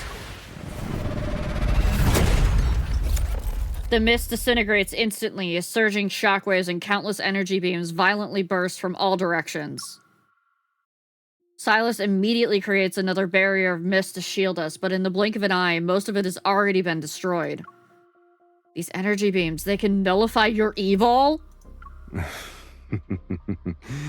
Antimatter weapons. They actually managed to get their hands on something interesting. What? He wipes away the blood from his neck, but the wound still shows no sign of healing. The figures raise their weapons at the same time to take aim again, yet Silas responds with a smile instead of being angry. He gathers a more powerful energy storm in his hand. This isn't good. They'll wear Silas down at this rate. Spotting my motorcycle nearby, I quickly dash towards it using the scattered cover for protection.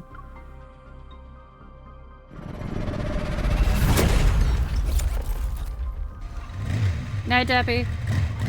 After another explosive blast, I race through the lingering dust cloud and return to Silas's side. The thundering roar of my bike's engine envelops us. Wasn't this thing trashed?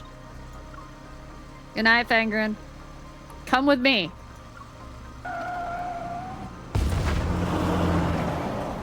The motorcycle roars at full throttle as we weave through the N109 zone. The sound of gunfire is hot on our heels. I duck and dodge the explosions around us while Silas sits back in the passenger seat. He wields his protocore weapon as if he's playing a shooting game.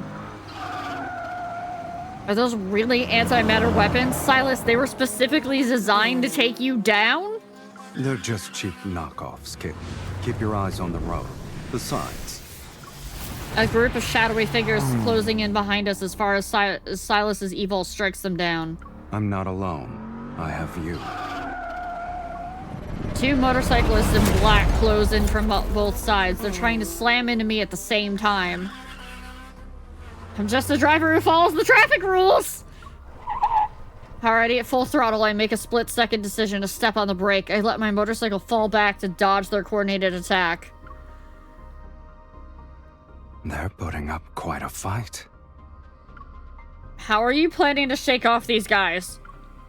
They don't have the energy fluctuations I'd seen from those monsters, nor do they show any signs of being modified. But their movements are mechanical and rigid. It's as if they're following someone's commands. We don't have much time. We'll reach Karen in 2 blocks. You better not forget to turn. Let's not crash into it, kitten. The boundary of the killing zone is ahead. The last untainted street marks the line between Sanctuary and Hell. A perfect, foolproof plan quickly forms in my mind as I push my motorcycle's horsepower to its limit. True, entering with the leader of Anakinus. Amidst the wild howls of our pursuers, I charge towards the laser barrier. Well, that means I might end up being a target with you. Time seems to slow down as the orange-red light sweeps over the front wheel of my motorcycle. It washes over my bike and Silas, who's behind me. Clearly aware of Charon's rules, our mass pursuers stop just before the boundary. They're forced to watch us slip away. We really did just fucking say bet. Silas is gonna be so pissed. We turn and enter a deserted alley. My motorcycle finally gives out. Silas and I dismount. Uh-oh, we ended up here after all. Oops. But at least I helped you shake off those pursuers. I might have believed it was an accident if you didn't sound so enthusiastic. Our faces suddenly appear on the district's central screen. They're magnified dozens of times over. In that same instant, the gunfire echoing throughout the killing zone falls silent.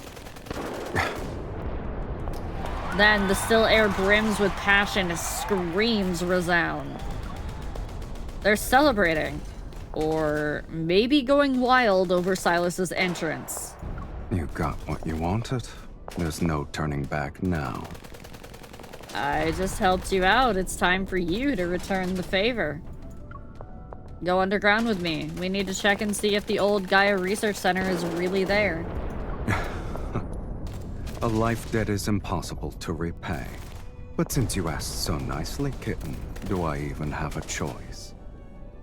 With Silas's laughter still in the air, I navigate through the alley's debris and barricades and make my way towards the Charon Arena.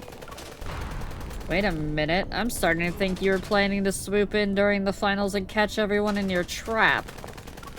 I would never do such a thing. I'm not nearly as clever as you are.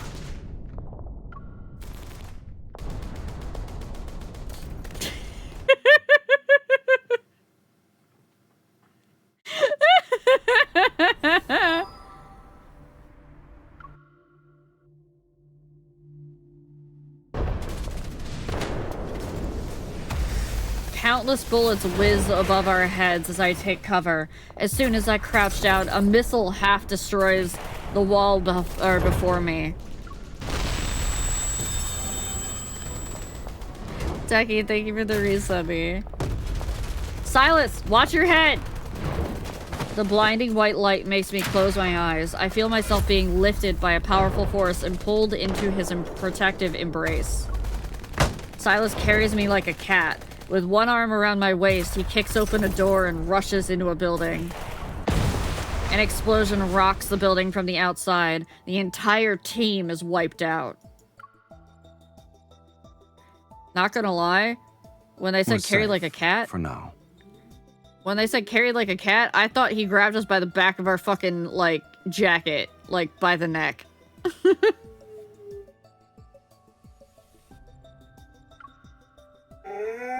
Oh no.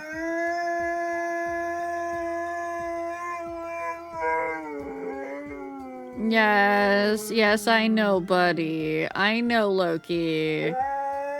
The fire siren is going off down the street. I know, buddy.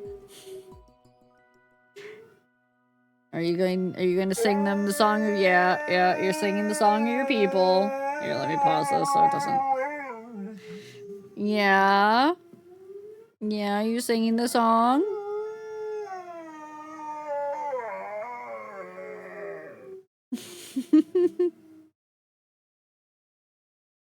It's okay, it sounds like it's turning off, buddy.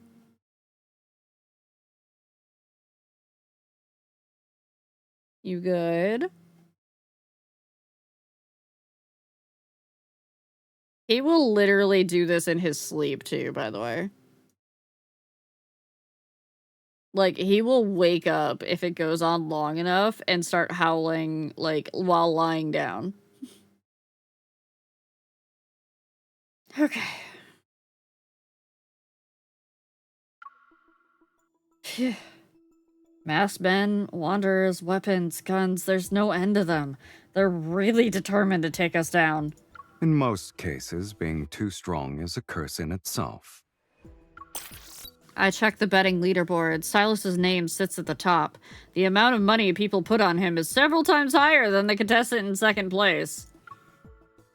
If you're not like everyone else, you get punished. They're definitely targeting you. To think I'd make a splash for my first Zoian hunt. Oh well. I shoot him a glance and bet my entire paycheck on his day.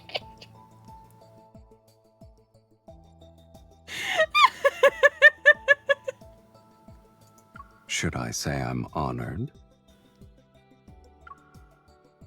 Since you're already in the spotlight, I might as well profit from it. Just keep that first place spot warm and be my decoy. When I get the money, we'll split it 70-30. Anyone can make empty promises. And I'm not an altruistic philanthropist, kitten. Name your price. If I can afford it, then we have a deal. Oh, you can definitely afford it.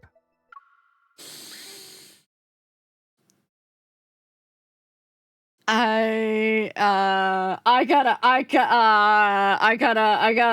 go. I gotta go. I just gotta go.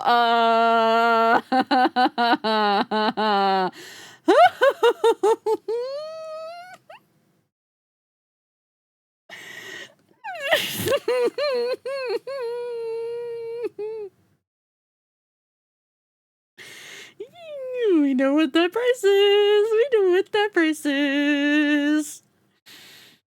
And honestly, the funny thing is it's not what everyone thinks it is. It's not getting into bed with him. You know what it is? It's leaving the Hunters Association and coming to work for him at Anakinus. Yep. That's the price. Because he wants us to be within his sphere of influence so badly.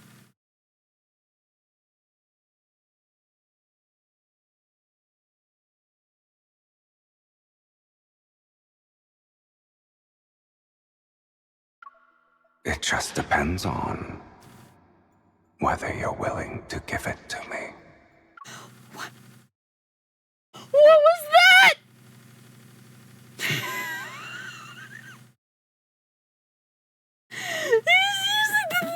He's using the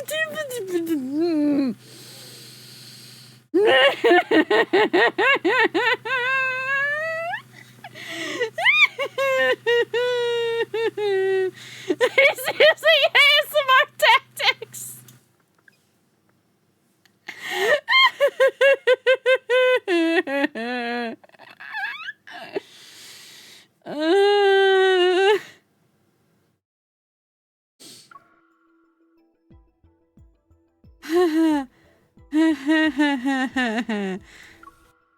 His right eye begins to glow with an eerie red light. My heart races and I try to look away so I don't get controlled. Congratulations! You are now in second place on the betting leaderboard. Oh, you're right. I do. Hold on. We're just gonna... both of those right there. Okay. Thank you.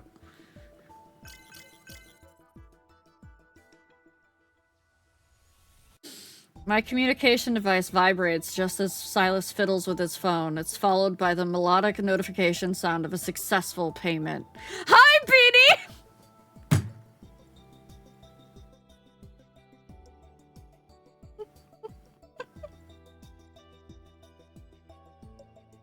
Wait. He counter bet on me? What are you doing? I placed a bet on you. Now you have the highest odds in the game.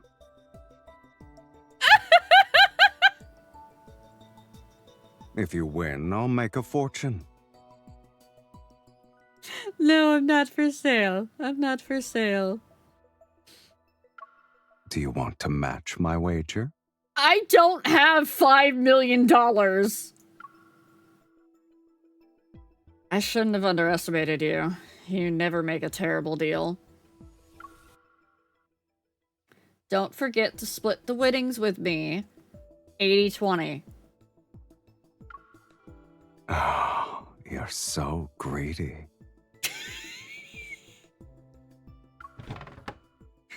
Just as our conversation helps me catch my breath, there's a rustling sound from the corner.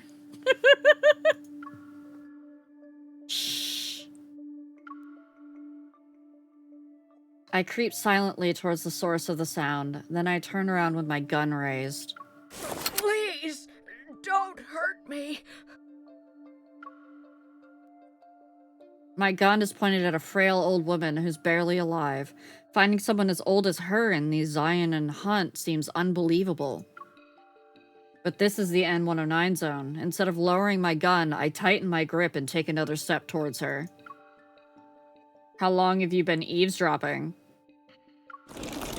Before I can ask another question, Metaflux suddenly surges. A wanderer materializes and instantly lunges at the old woman. Look out! My hunter's instincts take over before I can think. I try to protect the elderly woman by... Hey, game. I was trying to read that. I try to protect the elderly woman by throwing myself over her. As I brace for impact, shards of Metaflux explode behind me. They're intertwined with wisps from a familiar mist.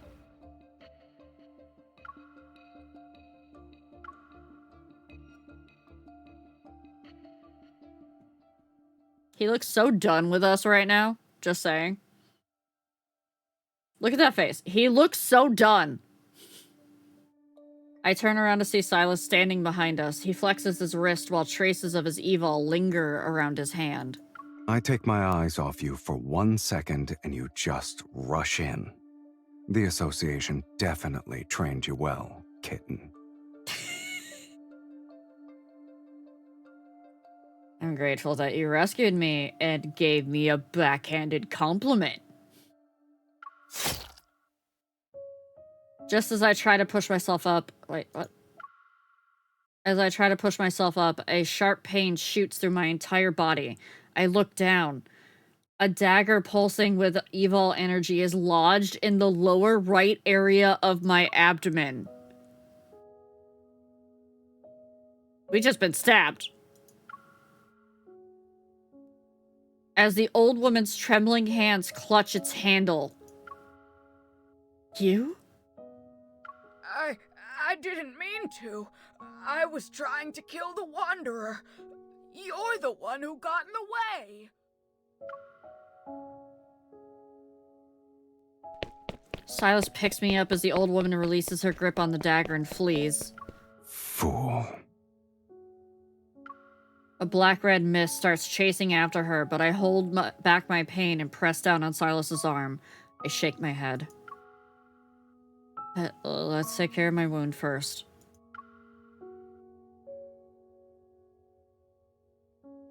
I grab the first aid kit from the shelf and sink into the couch. I open it and search through its contents. Let me do it. It's fine. I can handle it. You slipped several times already. I don't think you can handle it. It's not that bad. Hey!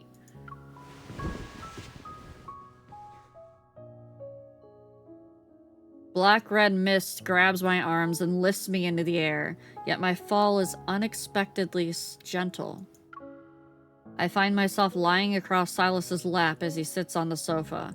The first aid kit lands next to us. You'll break the latch if you keep doing that. The medicine sends a sharp pain into my wound. Trying to distract myself, I stare at the tangled cables on the ceiling. Have you counted how many cables are up there? Shh, don't interrupt me. I only got to 27. My attention shifts and I meet his watchful gaze. Does it hurt?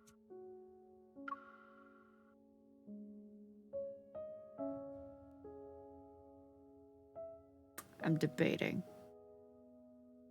I'm debating what kind of character I would be. I think I would actually say yes.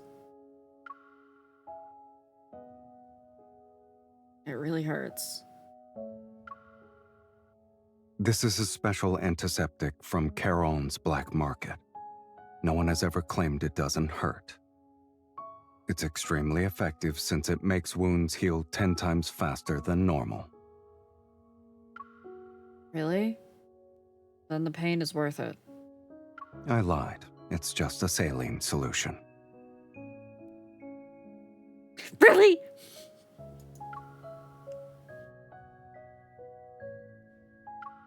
Silas discards the cotton ball after he finishes cleaning the wound.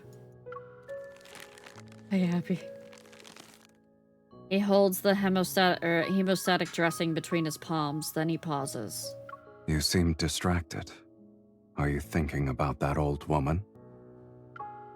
Yeah. Are you mad? Of course I am. I tried to help her and she literally stabbed me. I'm wondering if I'm just too naive. Only a little. I know you already learned your lesson. In a place where only the strong survive, you can't judge people as you usually do. Kindness is a rare quality. Save it for when you're back in Lincoln. Most people here are foolish. They run after their desires and never realize the treasure they were born with. Don't tell me you're talking about their lives when you said treasure. I'm referring to their soul. Silas tilts his head slightly and points to his eye. Even at just 21 grams, the soul is one of the most precious gifts the universe has given to humanity. It has a weight on what a soul weighs. It's 21 grams. Exactly. When did... What? I know...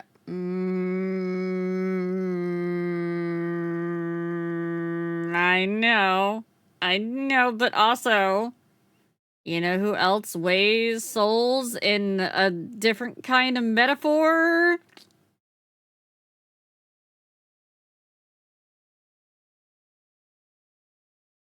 Yeah, somebody else weighs the soul to, you know, measure its worth.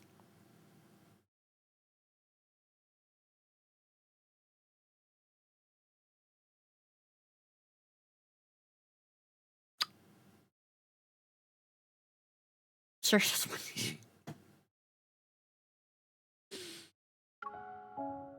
When you collect souls, are you basically stealing from the universe?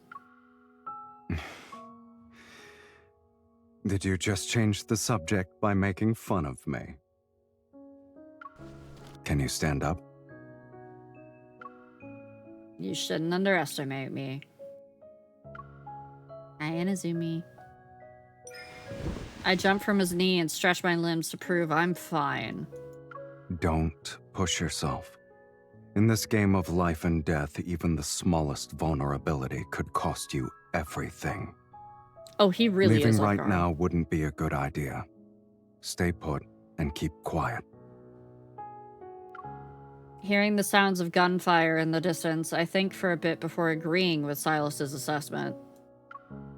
But just as I'm about to sit down on the couch, I see a familiar blue beam appear. Silas! At the last possible moment, Silas and I leap from the window and narrowly escape the blast. In the depths of the dark alley, familiar figures emerge. It's those masked figures again. They're very persistent. They seem to be very confident in their antimatter weapons. In fact, they genuinely believe those are enough to finish me off. They might, though. What I meant was, don't underestimate them. I glance in their direction while I speak. There are 5 of them, and the alley isn't a dead end, so we can go left and flank them. Silas, draw their attention. I'll intercept them. You already planned everything out, huh? He nods, then takes 2 steps to position himself as my shield. Move quietly, and watch out for the other hyenas who are lying in ambush.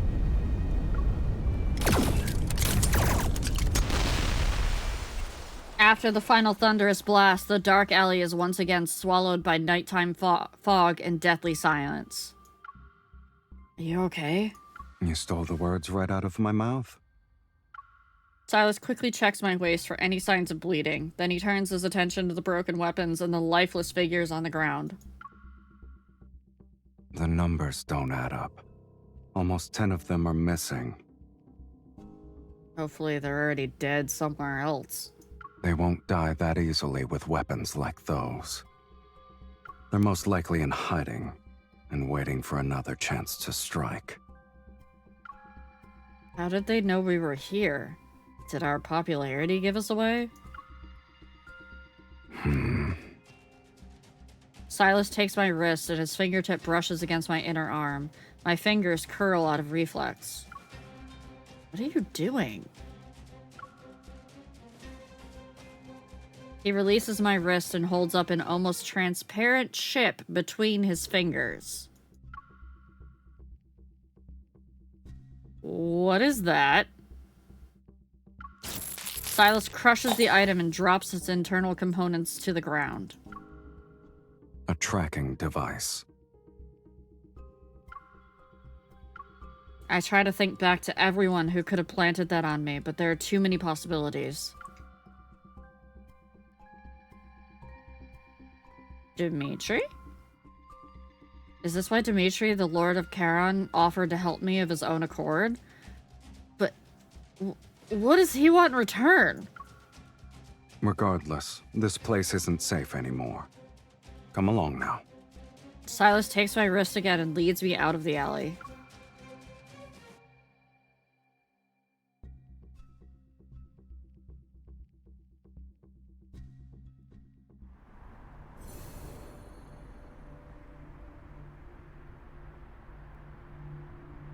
We about to watch Silas have dinner? The next one is called Soul Time.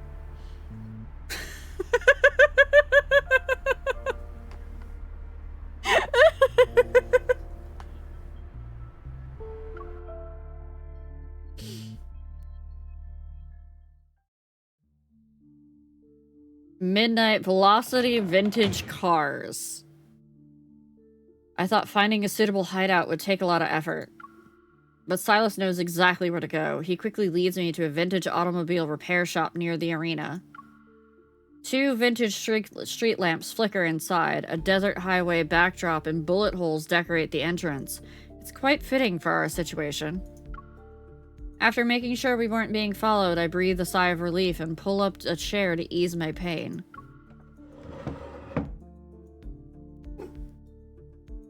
Ever just won't quit. Is there a way to deal with them for once and for all? The arena fights are bad enough as it is. The ones we took out were only minions receiving commands. For signals to be distributed simultaneously, there must be a leader carrying the central control unit. Take out their control unit, and we can disable the entire group.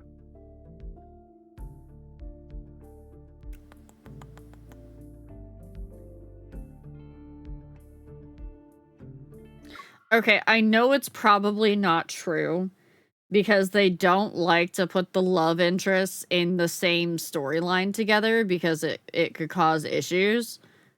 But my brain immediately leapt to the person controlling them being Caleb, and everyone in the comment section of the TikTok that I made the other day where I was like, hey, you know, Caleb is absolutely going to murder Silas for, you know, kidnapping us for 3 days straight, and we told him about it because we're dumb as fuck. The group of robots with blue antimatter weapons. Hi, Neff. Hi, Neff. Hi. Neff, have you? I don't remember. Have you played this game?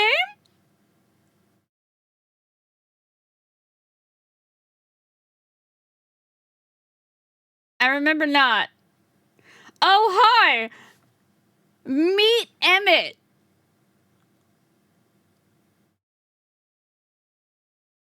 Meet literally this man right down to his base lore is Emmett cell-coded.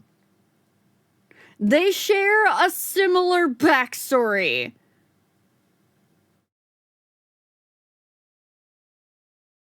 I saw them naked. Okay. To all my friendos that are Love and Deep Space fans, welcome to Neff, the Primal of Thirst. Please hold. Please hold. I will show you. I will show you what Neff is famous for. Give me a moment. Neff, when is your thingy coming out, by the way? When is that zine coming out?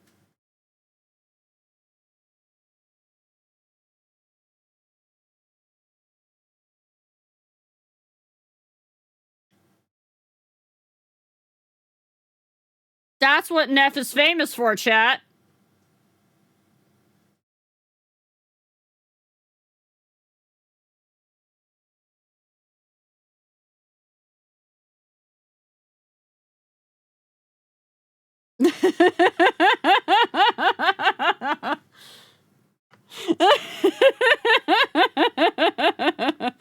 Please make sure to go follow Neff on all of their social media, including Twitch. Neff. Okay, all right, hold on, chat. I gotta pause for a moment because I gotta have a one-on-one with Neff here. Okay, Neff, I need you to get close to the screen. I need you to listen to me really closely. You know how I haven't liked Dawn Trail? Because the story hasn't really been hitting for me. This story has healed me from that. Because it's fucking Shadowbringers coded. The lore goes that hard. It goes that hard. And they have a man that's an artist that has an affiliation with water and has purple hair. And he's very Hythlodaeus coded. And then we have this man right here, who is Emmett Celt coded, because I'm gonna give you a very tiny spoiler. Neff, we share past lives with these men. Yep. Yep, you know the whole shards thing from Shadowbringers and Final Fantasy IV? Yeah. Yeah. Yeah.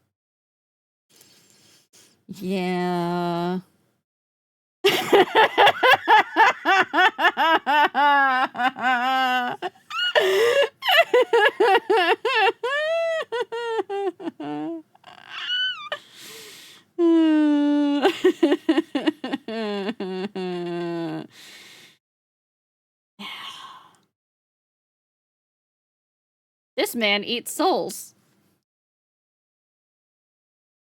Would you like to join the Discord where we talk about lads? You can just watch.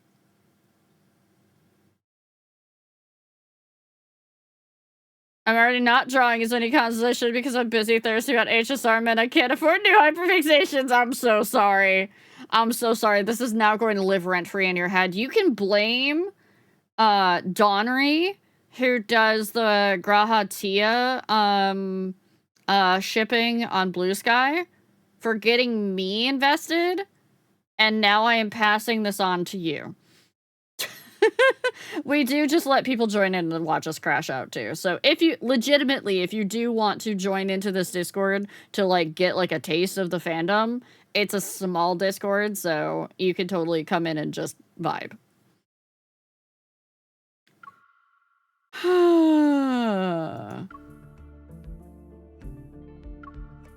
Speaking of which, I detected an unusual metaflux fluctuation when I encountered them. Silas turns around to look at me. What makes it unusual? I'm not sure how to explain it. Maybe it's connected to that control unit you just mentioned.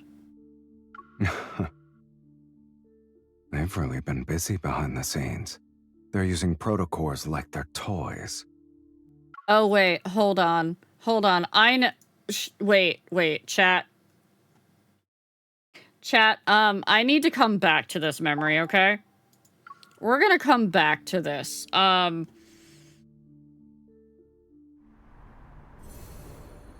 We'll be back. We'll be back to this. I need to show,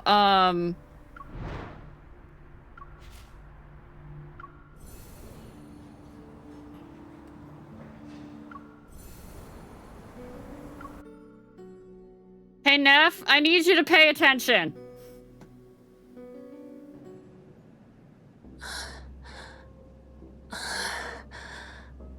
Three days, yet we're still unable to achieve even a simple resonance. How disappointing. What do you want?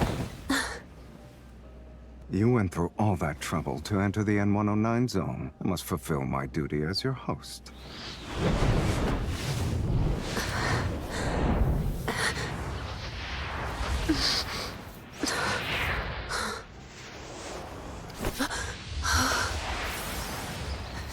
Stop!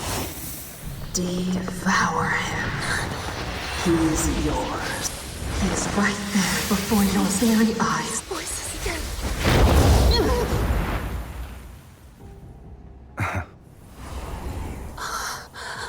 It's a shame your evil has deteriorated into its current state. Crocodile tears. My family's deaths. You're behind them, right? Family? The people closest to you might be the ones who want to kill you the most. Shut up! Right now? I just want to kill you myself! Will help you in a fight against me. Your courage is admirable. You're lucky I don't like picking on the weak, kitten. What are you doing? Wait for it. Didn't you want to take my life, or do your words just ring hollow? Kill him. Kill him. Kill. You think I won't do it? Now, that's much better. Though you do owe me a curtain call grander than death itself. Why are you trembling? Has your resolve already begun to falter? You weren't just bluffing, were you? Of course not. It's just... Want some help? Yes, no, maybe so. No.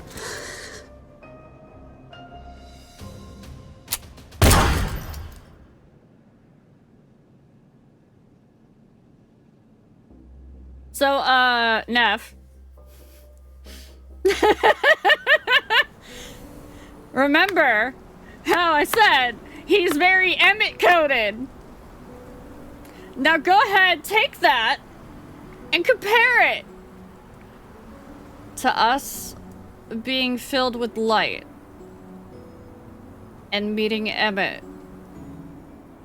where we're fighting against our instincts. I'm not listening, la la la la la. Oh no, you are. Oh, you very much are.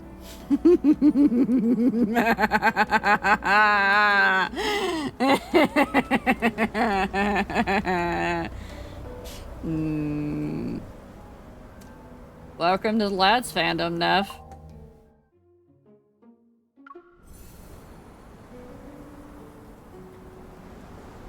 You know the titles of these chapters by heart? Specifically that one, because it's kind of easy, because it's called Cornered Beast. Yeah, that was after he kidnapped us and took us to his special city.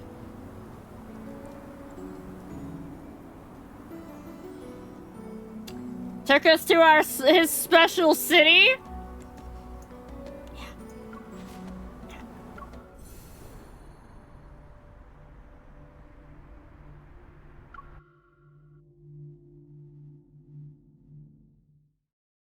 Okay, I'm gonna have to skip forward because I did go through a bunch of this. Oh, there's so much more to it, but in case you do get into it, I don't want to give away spoilers, so. I'm skipping forward because I'd already seen a bunch of this, so. The ones we took out were only minions receiving commands. Right, for signals to be distributed simultaneously, there must be a leader. Take out their control unit, and we can... Okay, I think we were about here. Silas turns around to look at me. What makes it unusual? I'm not sure how to explain it. Maybe it's connected to that control unit you mentioned.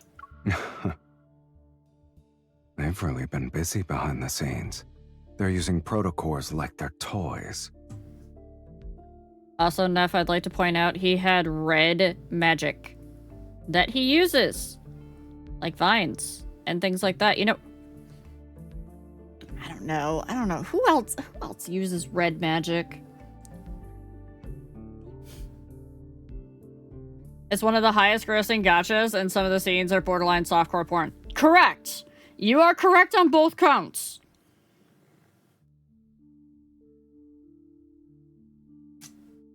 Silas averts his gaze and turns away. He walks to a corner of the shop. Change of plans. We need to step up our game.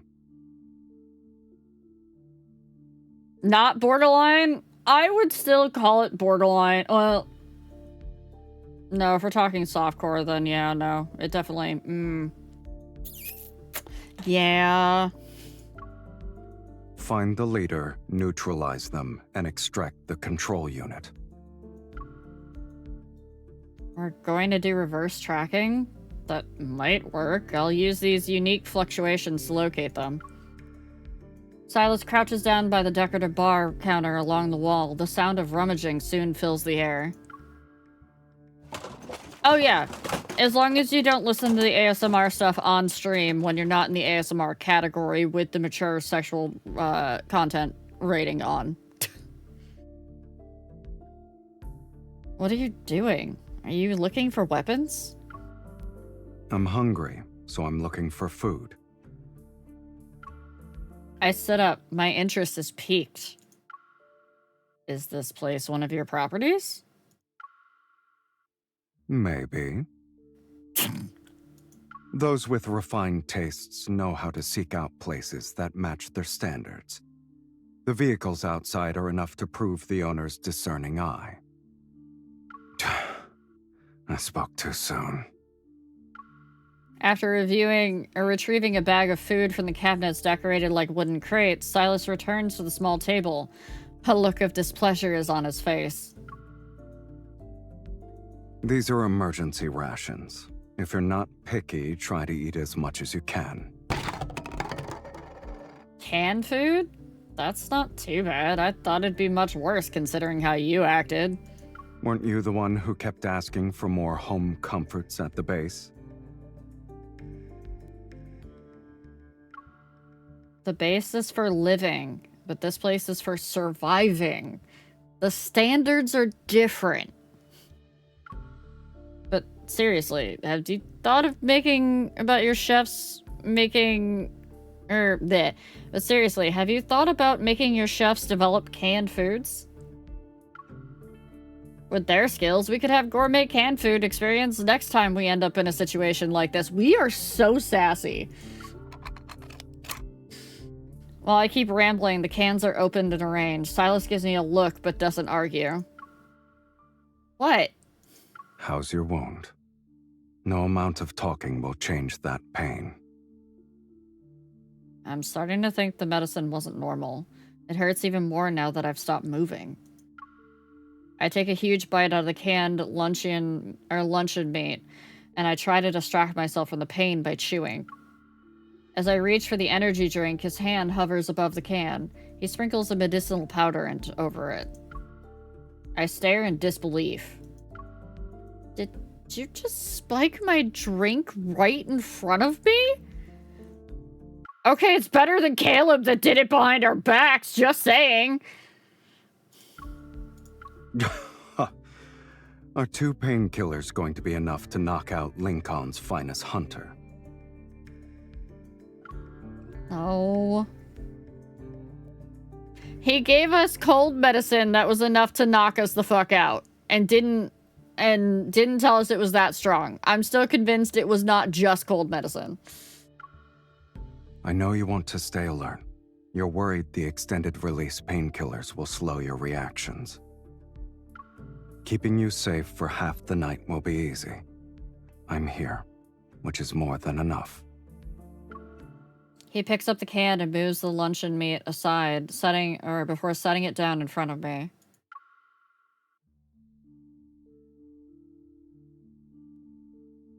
The small table becomes a chessboard once again, but this time my opponent sends his pieces into my territory to supply his queen. Really now? Really? We're already making that sort of reference that he's feeding us and taking care of us like we're his queen? Okay, game. Okay. As for whether you want to let your guard down for half the night, that's up to you, kitten.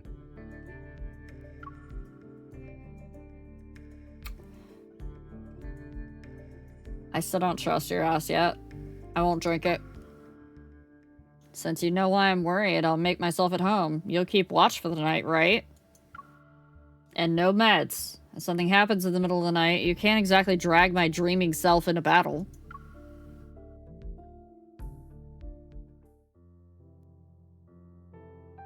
I quickly replenish my energy after consuming 3 cans of protein-rich food. The pain gradually dulls. He put it in the food too, didn't he? Chat, we're in ads! We're in ads. I bet he also sprinkled it on the fucking food when we weren't looking. He seems the type. He seems the type to be like, I'm gonna make sure that you do what's best for you, even if you don't want to do it.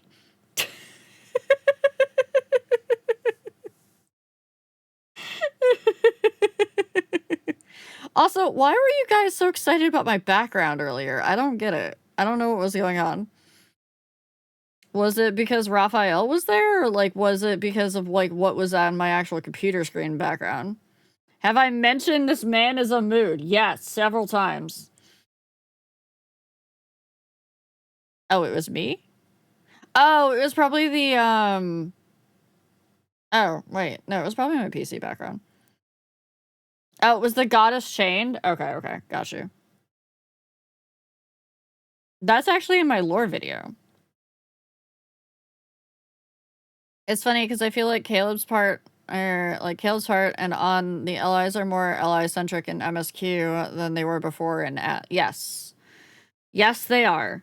After we got to Caleb's part, they started becoming more centric. Actually, even just before Caleb's part. Because we had the individual stories. Take care of myself? No, I know, thanks. I know. I know. Which is why you need a Silas in your life, Mormalia. Force you to take care of yourself. Double check and make sure I don't have any important messages or anything like that.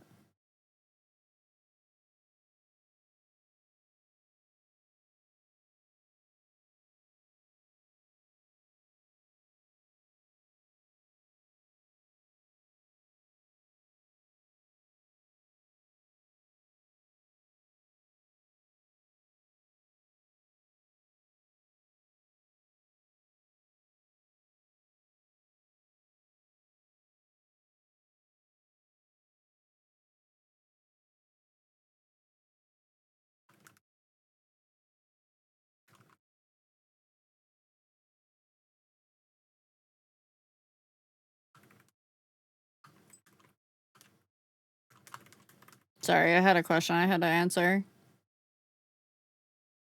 Welcome back, Araku. We still got like 23 seconds of ads. So, you guys are still sucking them for a little bit longer. So, bets on whether we hooked Neff or not, by the way. Just bets. Do we have bets? Hold on. Let me undoing this. Let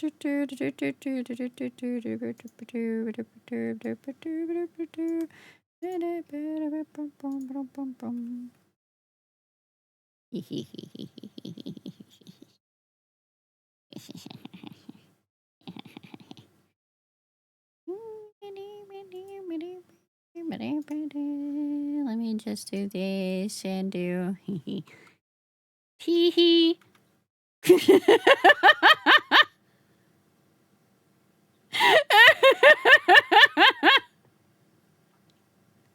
I might have just slid into Neff's Discord DMs with a link to the server, and I just said T.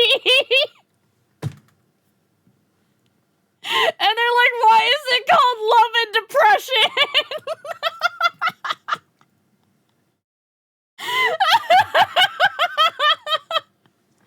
It's called Love and Depression because there's a lot of fucking tragedy in the main story, Neff.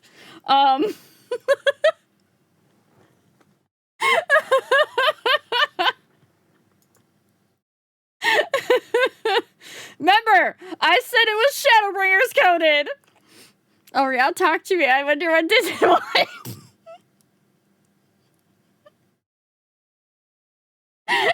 And in all the side stories. Let's just say one of the characters, explodes.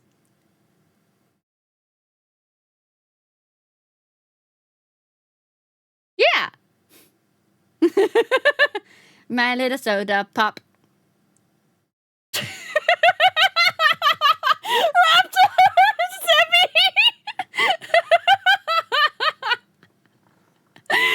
We're all just triggering a raccoon.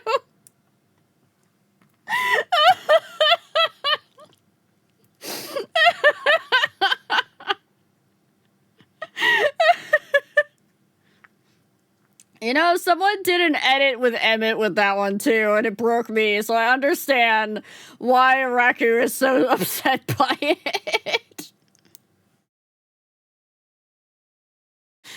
I'll join, but I don't promise to exist. That's fine. You are fine. You don't have to say a word. You can just consume the content vicariously.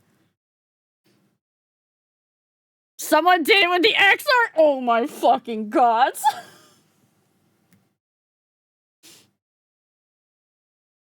Someone did it with Harshafont. You can bet. I sent it. I can... Neff, I have a rule in that Discord, because I made it, that any porn has to go behind a spoiler tag, so... I know you're like, Riao, I make porn. I don't care. But... it's so people don't accidentally open it, like, at work. The amount of people that have opened Love and Deep Space on fucking, like, in, like, Walmart or something on their phone, and, like, one of the guys says something sussy as soon as they open their phone, they're like, shit!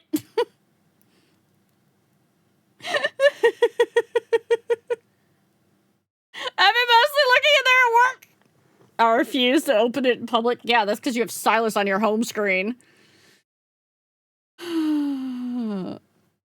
Alright, back to MSQ. Looking at my leftovers, I notice that Silas has barely touched his food. With a questioning look, I wave the can at him. I'm full. You were full after eating one slice of meat? I don't want to eat. I don't like it.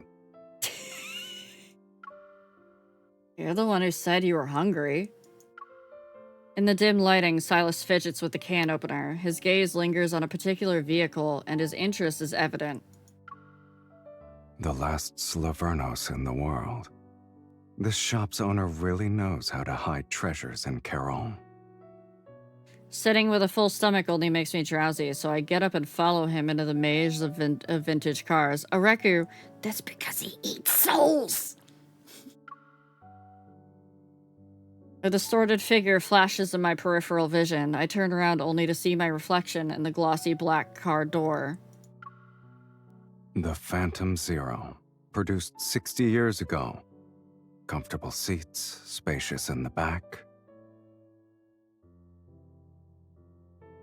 Not gonna lie, every time this man gets up close to the camera, I just want to draw his eyes. I just want... Romalia!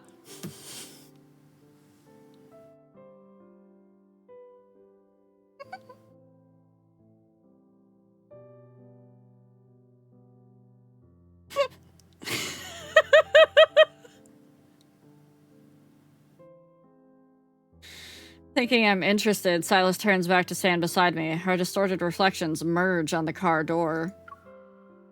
This model was always popular with young dreamers. Are you one of them? I'm not trying at all! I'm being dragged into a cult!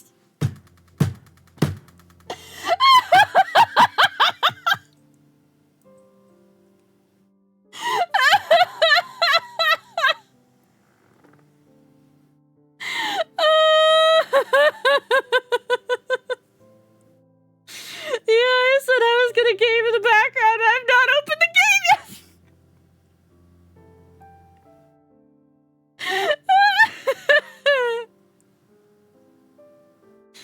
Oh. First of all, those young dreamers from 60 years ago should be elders by now. Secondly, this car is cool. I won't deny liking it, even if you make fun of me. I wasn't.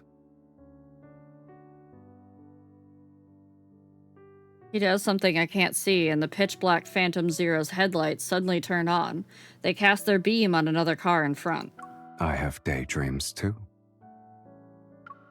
Under the circle of headlights, the car stands like an actor center stage who's waiting for the story to begin.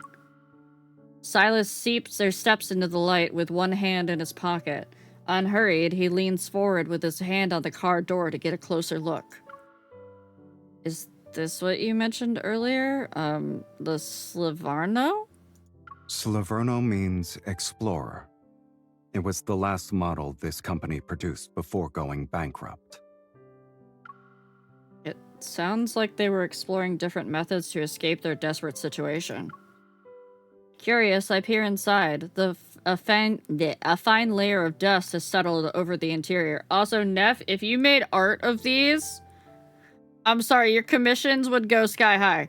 Just saying. Their exploration might not have ended well, but at least the name shows they never gave up hope. You have a knack for spinning inspirational tales. He looks more relaxed as he's leaning to the side. Against the car door, he looks at me. In reality, there was no tale about surviving despite the odds. It was just an ambition that withered before its time.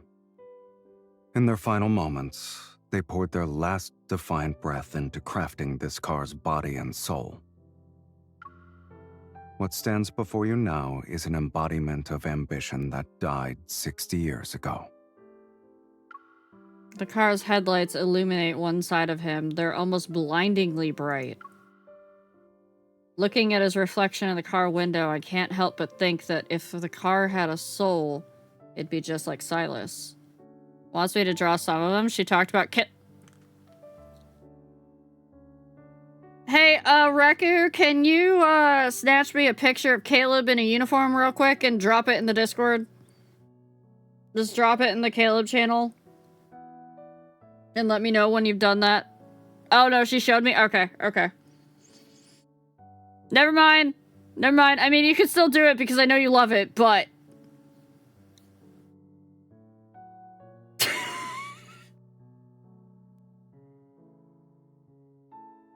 With a big ass, it's in order on it. Like, yeah. The way we reconnect with Caleb is through an interrogation scene. It's through a whole ass fucking interrogation scene, Neff.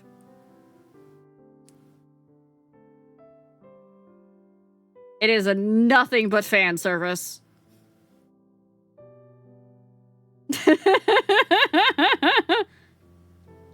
Yeah, I already told you. You're not allowed to lie. Netflix, I need another Caleb fan!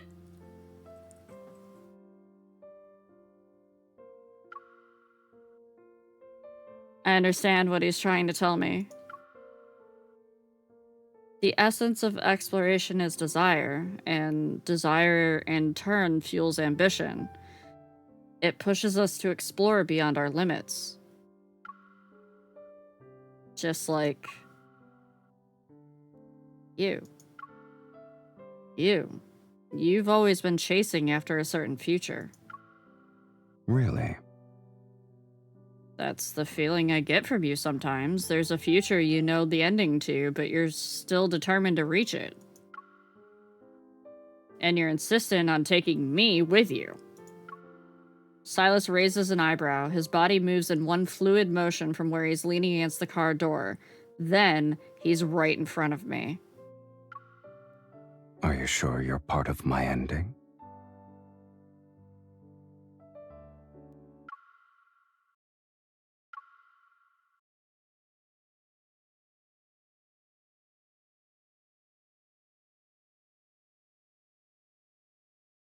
Rapture, I'm gonna fucking cry! What do you mean? I'm gonna fucking cry! You did not warn me! No!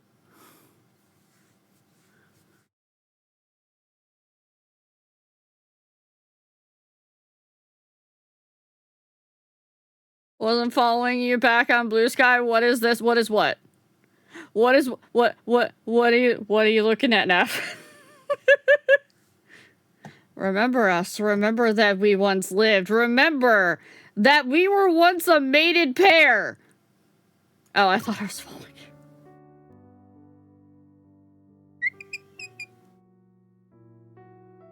Pain! Yeah, soul bonding. Soul bonding.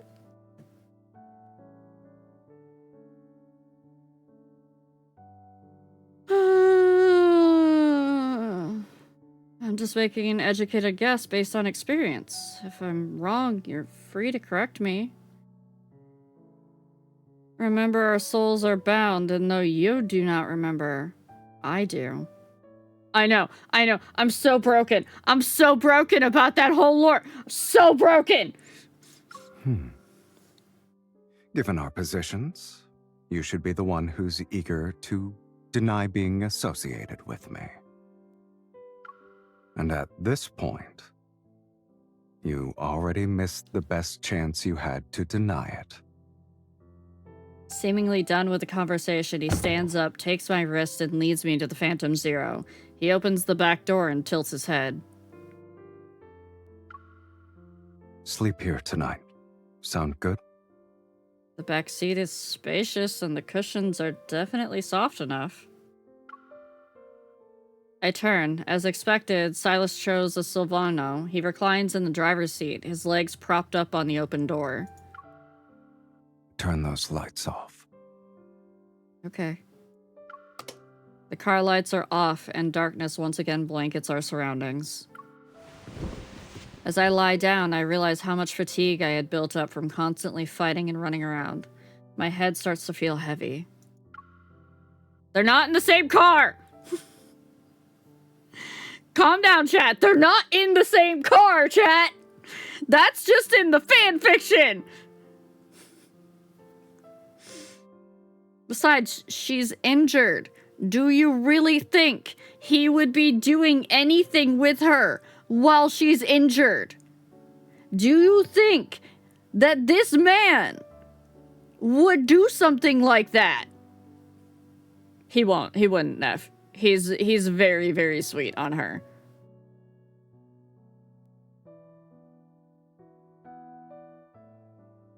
Caleb, maybe.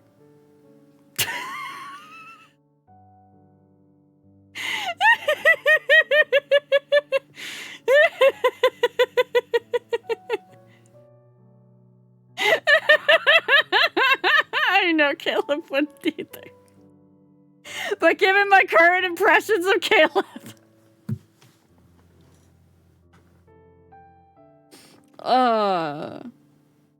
It could, we could. Yet at times like these, thoughts seem to surface more persistently. It's beyond my control. Silas. Silas? I look up through the car window and see his foot resting on the doorframe. It sways ever so slightly. Neff's been here 2 seconds and already speaking like one of the Let's Players. Neff, I'm sorry, you're fucked, and in the good way. I can tell you're awake. Listen to yourself. You sound like you're talking in your sleep. I struggle to sit up and lean against the window. I speak in a soft voice. So, good news, Neff, by the way. They do time gate you. Like, you could take this game very slowly, and it's not going to hurt you. If you take it slowly. The dailies take like 15 minutes a day. Oh, I don't mean okay, yeah. No, the art would murder you. That is true.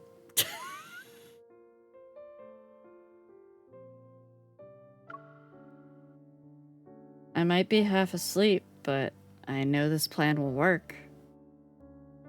Thinking 24/7 about hot man. In 3 hours, it'll be dawn. People will have their guard down after waking up. That's when we'll split up and make our move. You'll draw the Wanderers away and help me create the conditions for detecting fluctuations. I'll find a way to obtain the control unit that the masked people's leader has. Move at dawn, splitting up. Are you really treating this like it's just another Lincoln mission? Lincoln never gives me this much freedom. I blink slowly and force myself to stay awake just for a little while longer. I'm not playing around. I helped you deal with Ever so you could help me get the gold coin. Then I can enter the arena. And if I refuse? Well, you can think about why you're really here.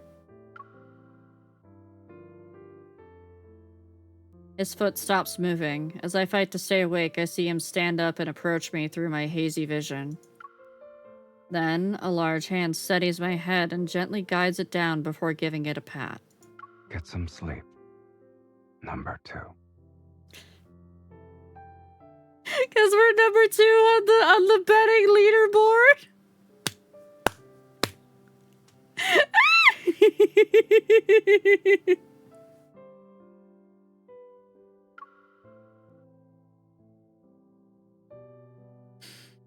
I need this man to be real.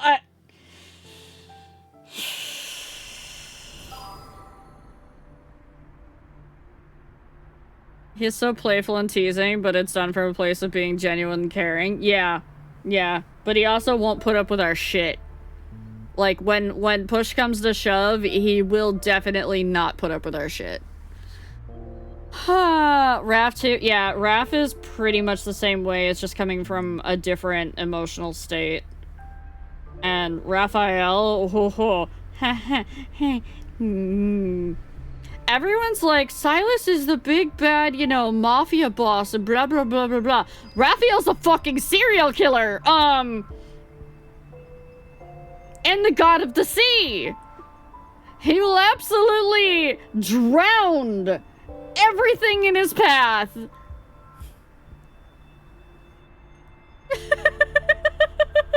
Raptor.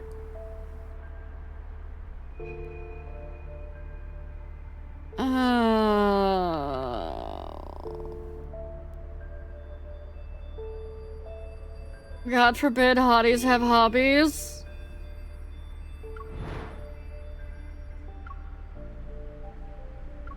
Where was it? I think it was, yeah, there's the fishtail. Hold, please. It was 11. Yeah, now you done it. Now you gone and done it.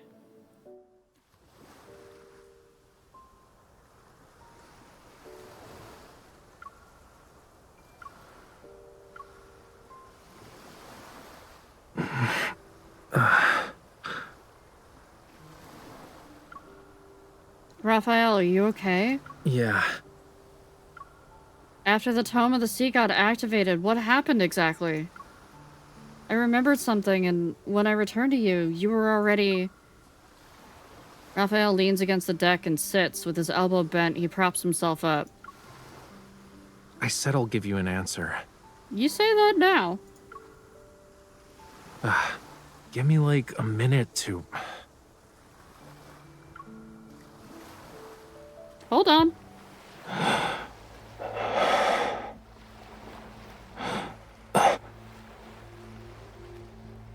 What's wrong? Did you get hurt?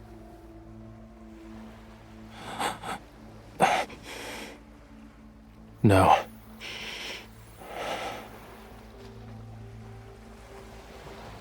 Scale is here. Always the nuzzle. This couldn't be considered gentle.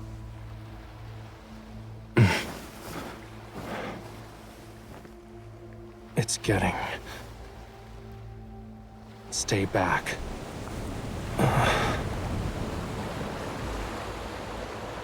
Stop her, Romalia.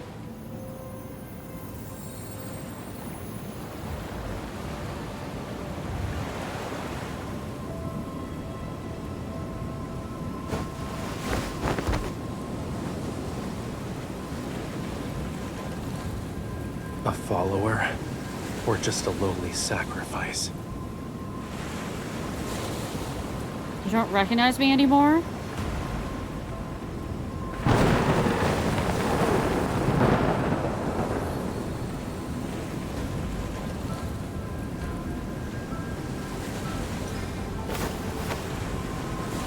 Death.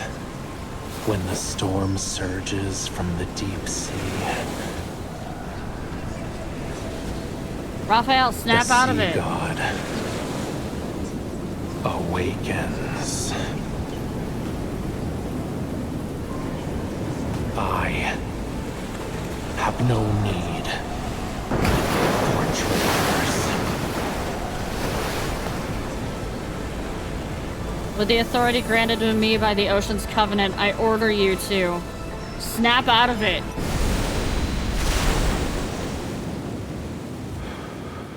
Okay, I will, I reckon. Thanks for reminding me.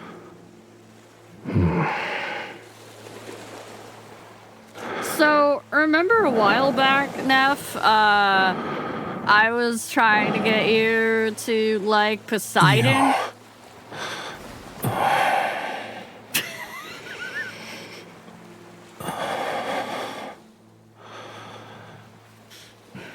No, this was not why, but now it is! I didn't know that this man existed! It just happened to coincide! Of course.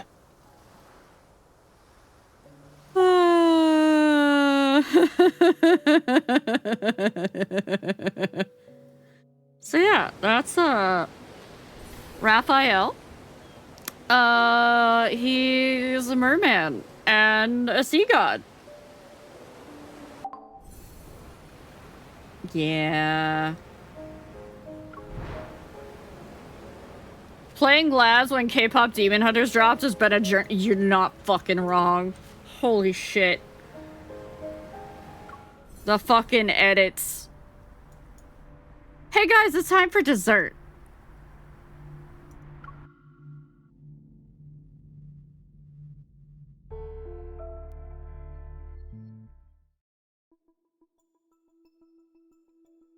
Oh wait, fuck. You're right. Hold on.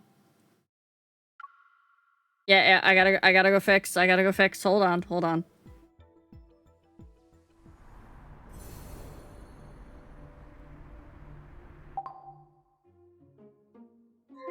That's not the right one.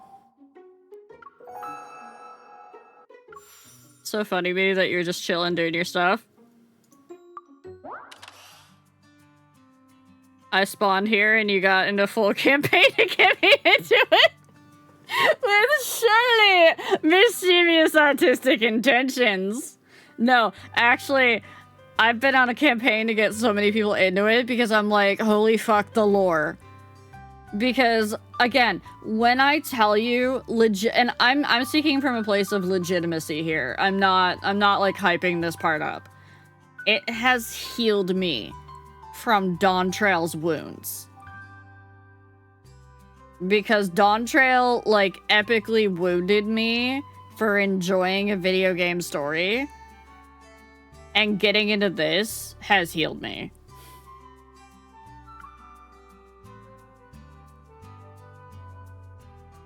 Okay, this doesn't matter. I just need to go to this.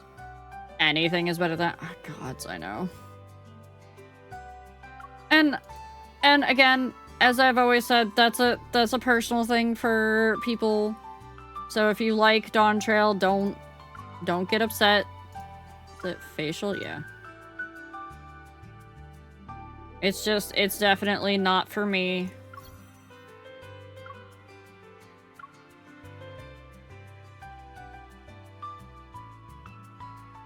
Okay. Hello, Raphael. Are you enjoying your book? Hold on.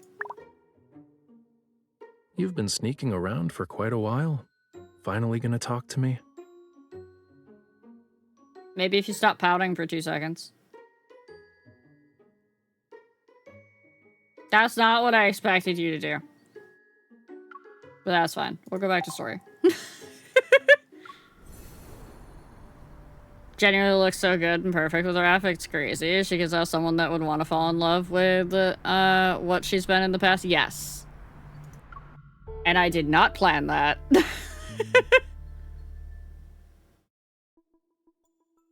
3 hours later. Fog seeps into the abandoned factory as I nimbly leap onto a shipping container. I'm getting closer to the energy fluctuation I've detected. Soon enough, I spot approximately 10 motionless figures standing in a narrow gap between the containers. 6, 7, 8, 9... The rest of them are here. According to the plan, Silas is dealing with the other contestants and wanderers to obtain the arena entry token, a gold coin.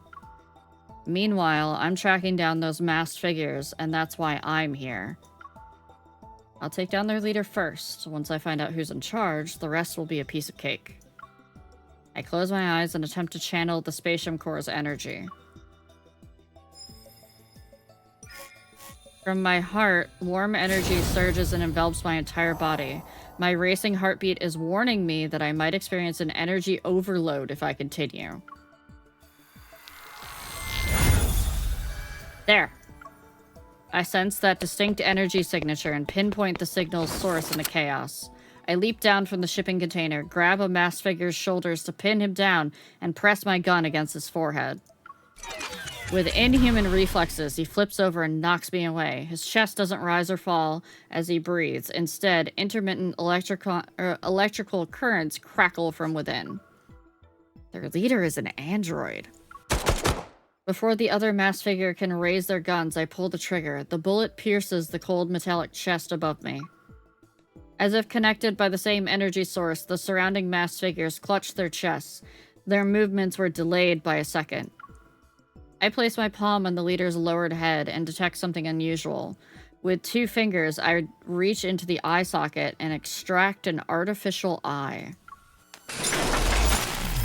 Sparks fly from the severed wires as the machinery, still functioning, freezes. The masked figures have lost their power source. They fall to the ground one after another and let out pained groans. I hold up the artificial eye to the moonlight. As I suspected, protocore particles within its shell emit a faint glow in the darkness. I'll be taking this.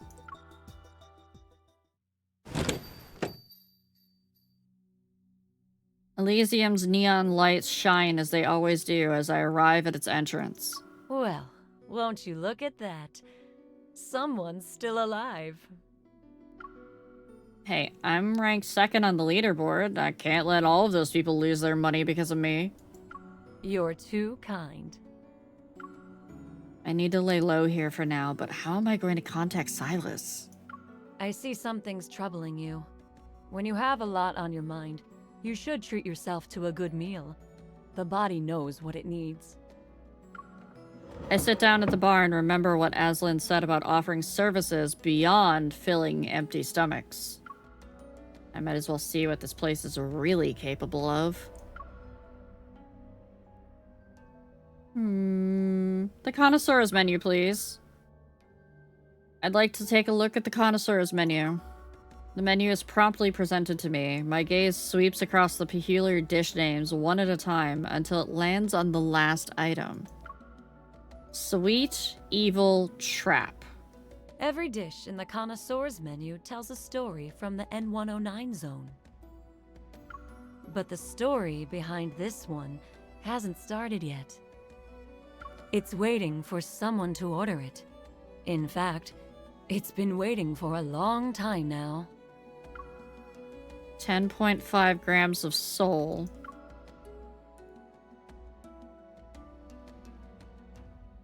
Even at just 21 grams, the soul is one of the most precious gifts the universe has given to humanity. What are we eating? Silas practically has "I prepared something for you" written all over his face. I close the menu. I'll order this one then.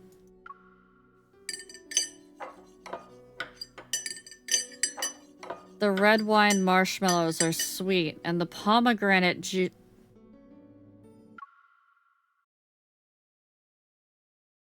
Really? Really? Really? They had to... Pomegranate! Pomegranate!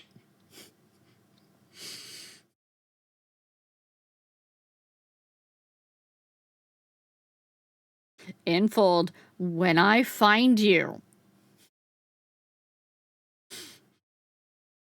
When I find you. And yes, I'm not able to do math, so I didn't catch that that was half a soul, but that's even, you know, better. Great. It's half of a soul, because, you know, he's the other half of the soul.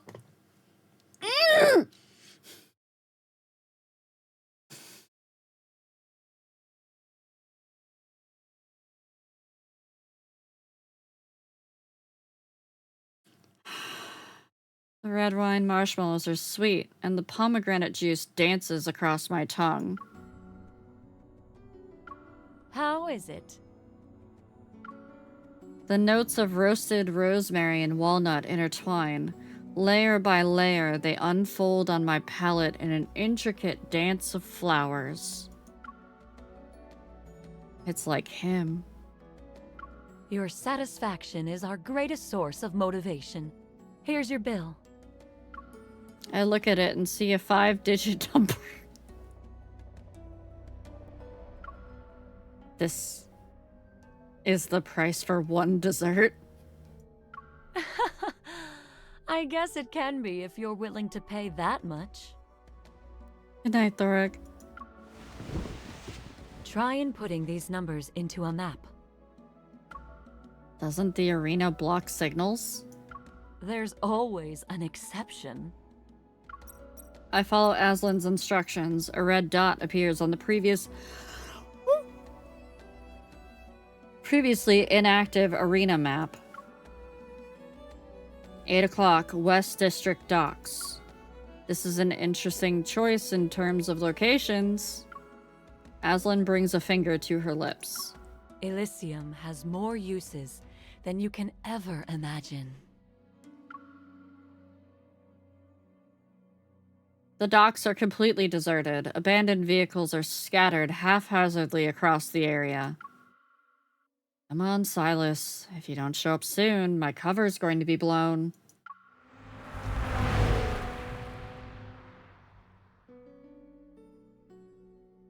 He's not. He is.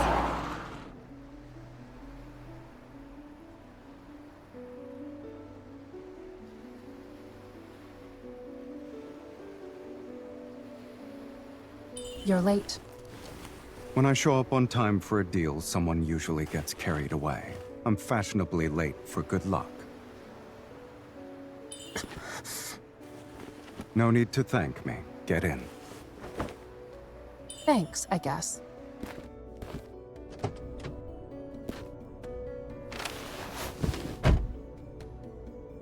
Where is it?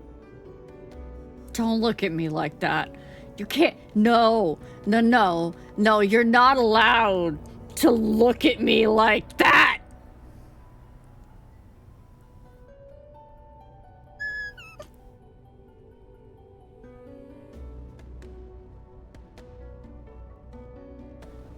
Take a pic, it lasts longer. You're not wrong. Also, to answer your earlier question, Areku, I end up saving them to the cloud and then just going to my phone and pulling them off the phone. He did get me coffee, and I put that coffee in the back seat.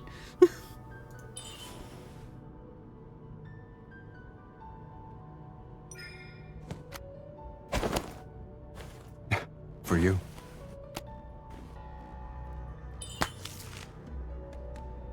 Empty.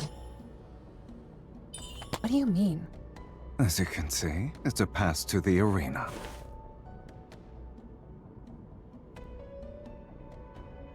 Oh, it does have a designated folder in the documents. Okay, yeah, look at his smug ass trying not to smile. Look at him. No time for jokes. Where's the gold coin? It was tampered with, so I fed it to a wanderer. We can't have loose ends, kitten.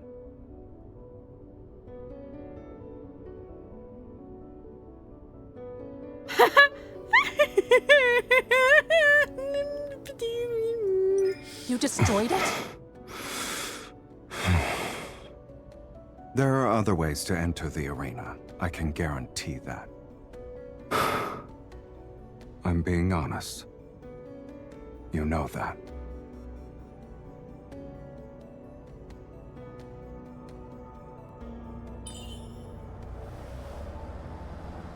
Don't move. Did he just shove us down into his lap? Did he just shove us down into his lap?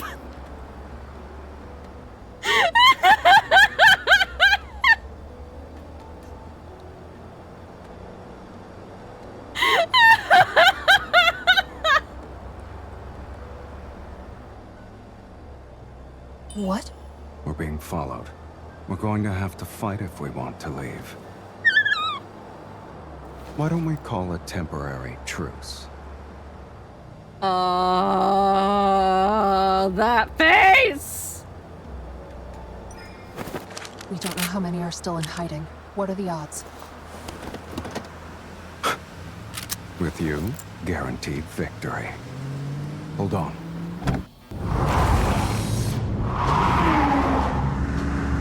Oh, we're getting a little bit of lag because I'm streaming while I'm playing this, so I'm sorry, guys.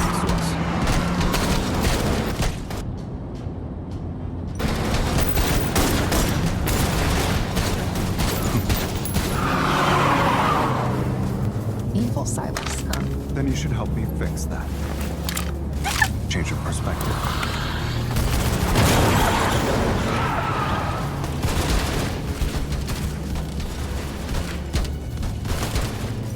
I'm charging extra for this. We just climbed up the sunroof? Look at us.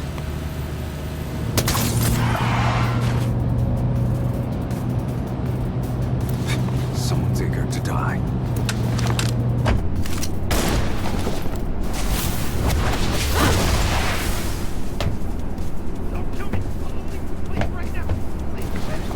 It's too late for regrets. Nice control. You're good at driving. It's the coffee! The coffee! Anyone ever told you that your driving stability needs some work? Any suggestions I don't consider are filed under never heard of it.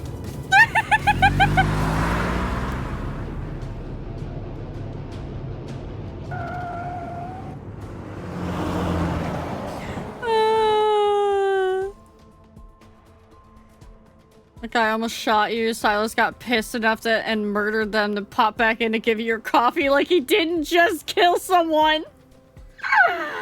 I'm in love with him. It's a problem. Oh. The car emerges from the tunnel and races through the streets of the killing zone. Please don't tell me you went for a joyride earlier. I didn't. I just grabbed a bite to eat. You had a meal? I couldn't get what I actually wanted, so I had to settle for the next best thing.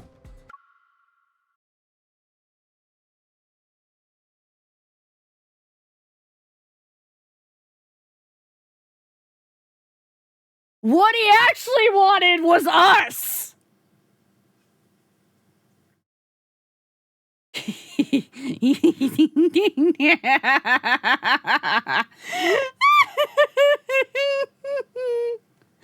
The fucking subtext they put all throughout this. Cause not to mention, you know, Raphael on the home screen, when you click on him at a certain point, is like the only thing you can hear at the bottom of the ocean is your own heartbeat. And it's the only thing you'll ever hear. And it's like, is that a threat or is that like some like traumatic callback? Which is it?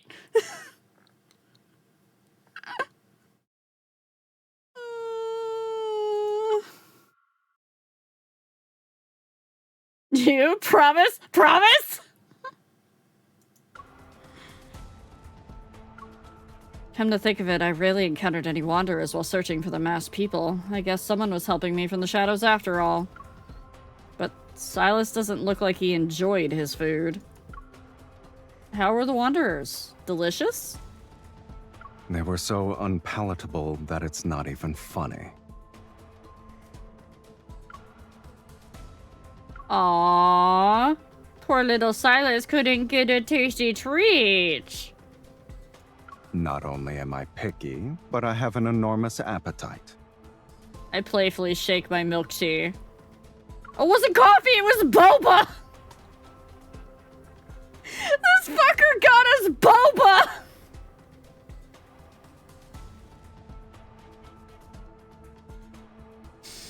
Even though you were starving, you still brought me this. Isn't it common courtesy not to show up empty-handed? I pull up the live feed. The participant count in the top right shows the number 2. That means Silas and I are the only ones left.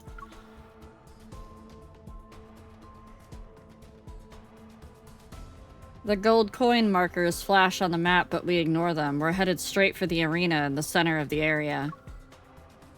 Do you really have another way to get in? Yeah. In the distance, we see a barrier formed by interwoven blue and orange lights. Instead of slowing down, Silas steps on the gas. The car is going to charge into it. Hold on tight.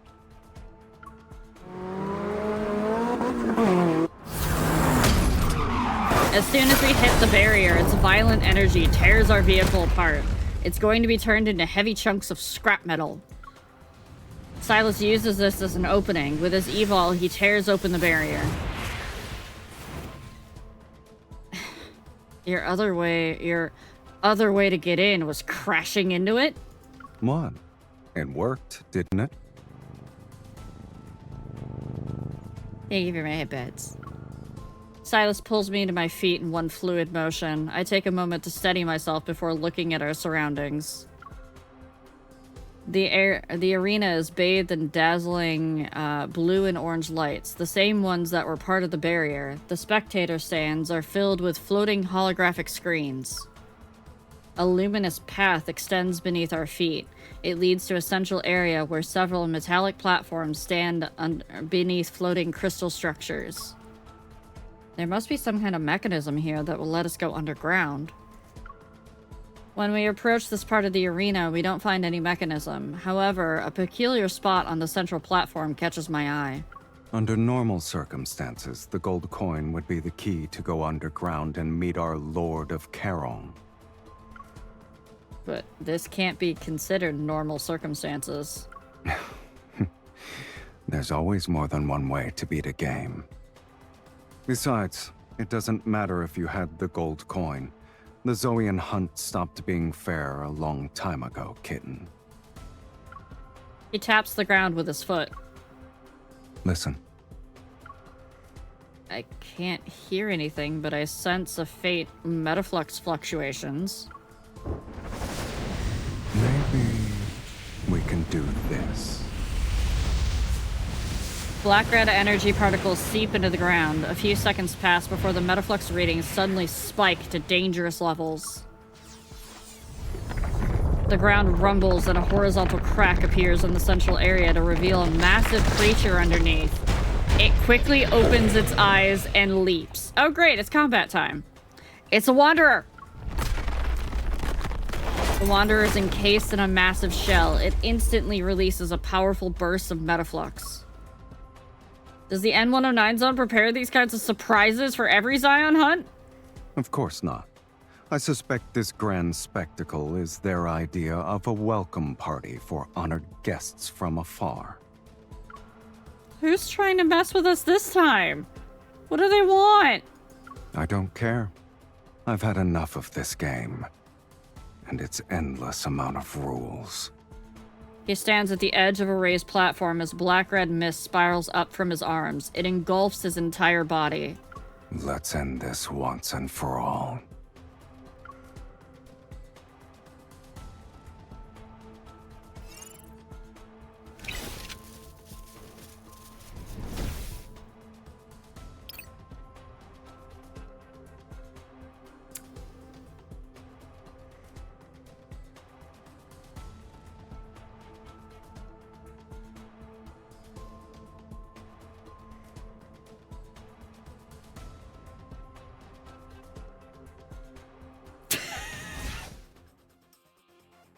This battle will be over. It really will be over in a few minutes because it's only level 15. Shouldn't underestimate it. This is getting... Let's attack it together. You can decide when.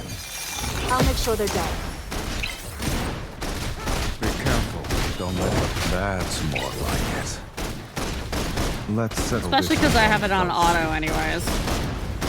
Yes, for those of you that may be watching in the shadows, the combat you can just leave on auto and you don't have to do 90% of the time. Silas.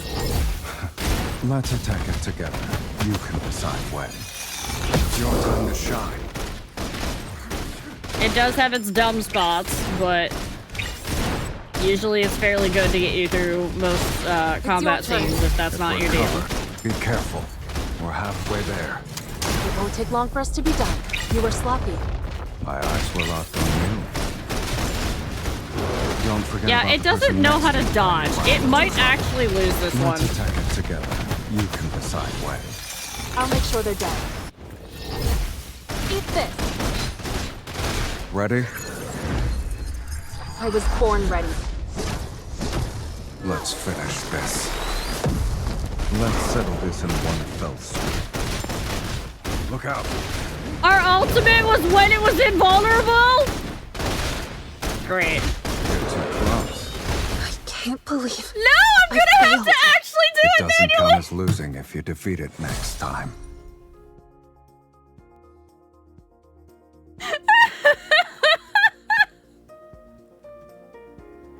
Motherfucker.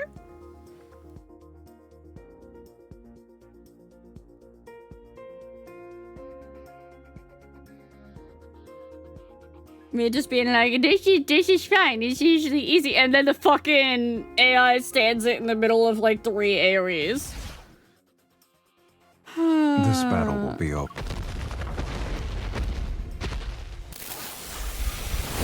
We shouldn't underestimate it. This is getting boring. We could have done some more training. We just got sloppy. Silas! It can. Let's attack it together. You can decide when. I'll make sure they're dead. You're too close. That's my spot. I'll show you. I guess it's gonna fight dirty. It's your turn. Okay, if you say so. Let's settle this in one. Let's attack it together. You can decide when. It's your time to shine. I'm getting the hang of this. Bring it on. If we're covered, be careful. Nope. Go back to the pit you came from. Silas, Let's attack it together. You can decide when. I'll make sure they're dead. Stay on your toes. It's changing. Ready? I was born ready. Let's finish this. No, I've used it mostly You were during main sloppy. story and it's been My fine. eyes were locked on you. Bring it on. How about you It's your don't turn. actually come from my Okay, face? if you say so. Let's settle this in one fell swoop. Oh, it just Stay like came out of the ground. Let's attack it together. You can decide when. It's your time to shine. It's time to meet your maker. There we Put go. up a good fight. Good job.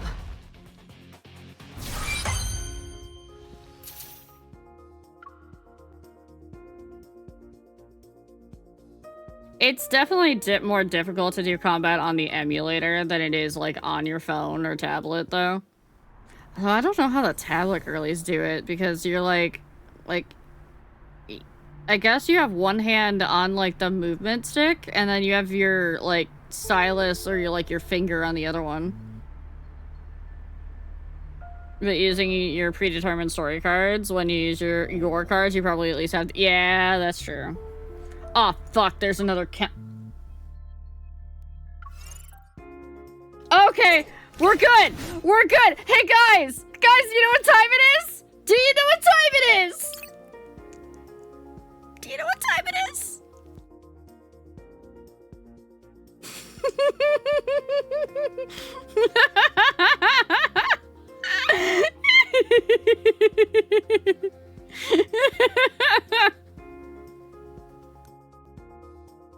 Come, my shark is hungry.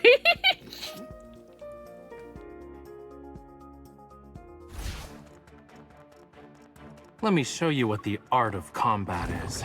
Come, my shark is hungry. Raphael, Yeah, I hear you. good job. Eat this. It's always like their Come. first move out My the shark is. Here's our chance. That wasn't so tough now, was it? It's over. Also, I just murdered the fuck out of that because one of those cards is level 70.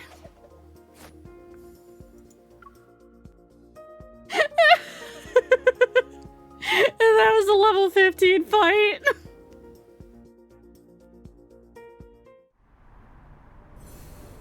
Oh, here we go again.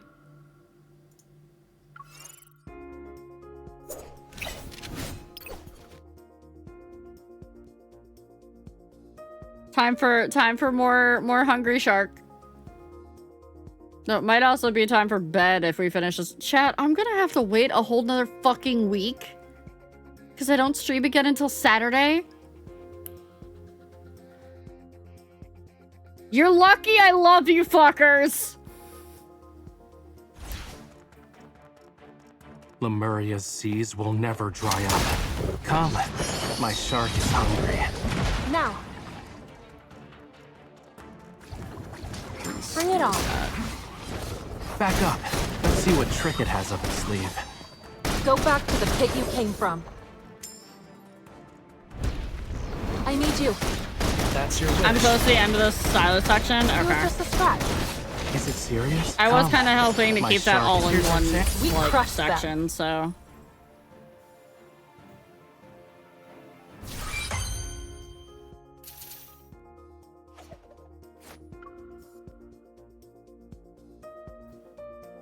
I can push it a little bit longer. I get a bundle of cutscenes next? I love cutscenes. Why are there 4 fights? What the fuck? There were only ever 3 before.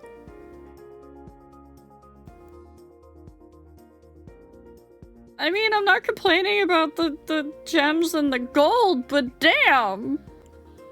The first was MSQ fight. Now these are just like the end ones. Okay, that's true. Let me show you what the art.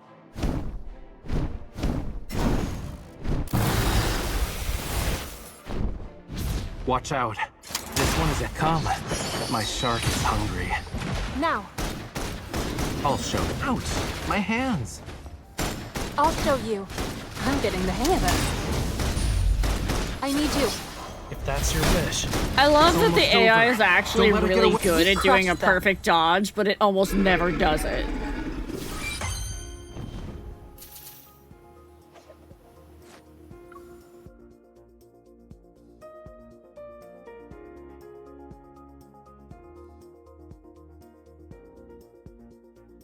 Yeah, it's only when it feels like it.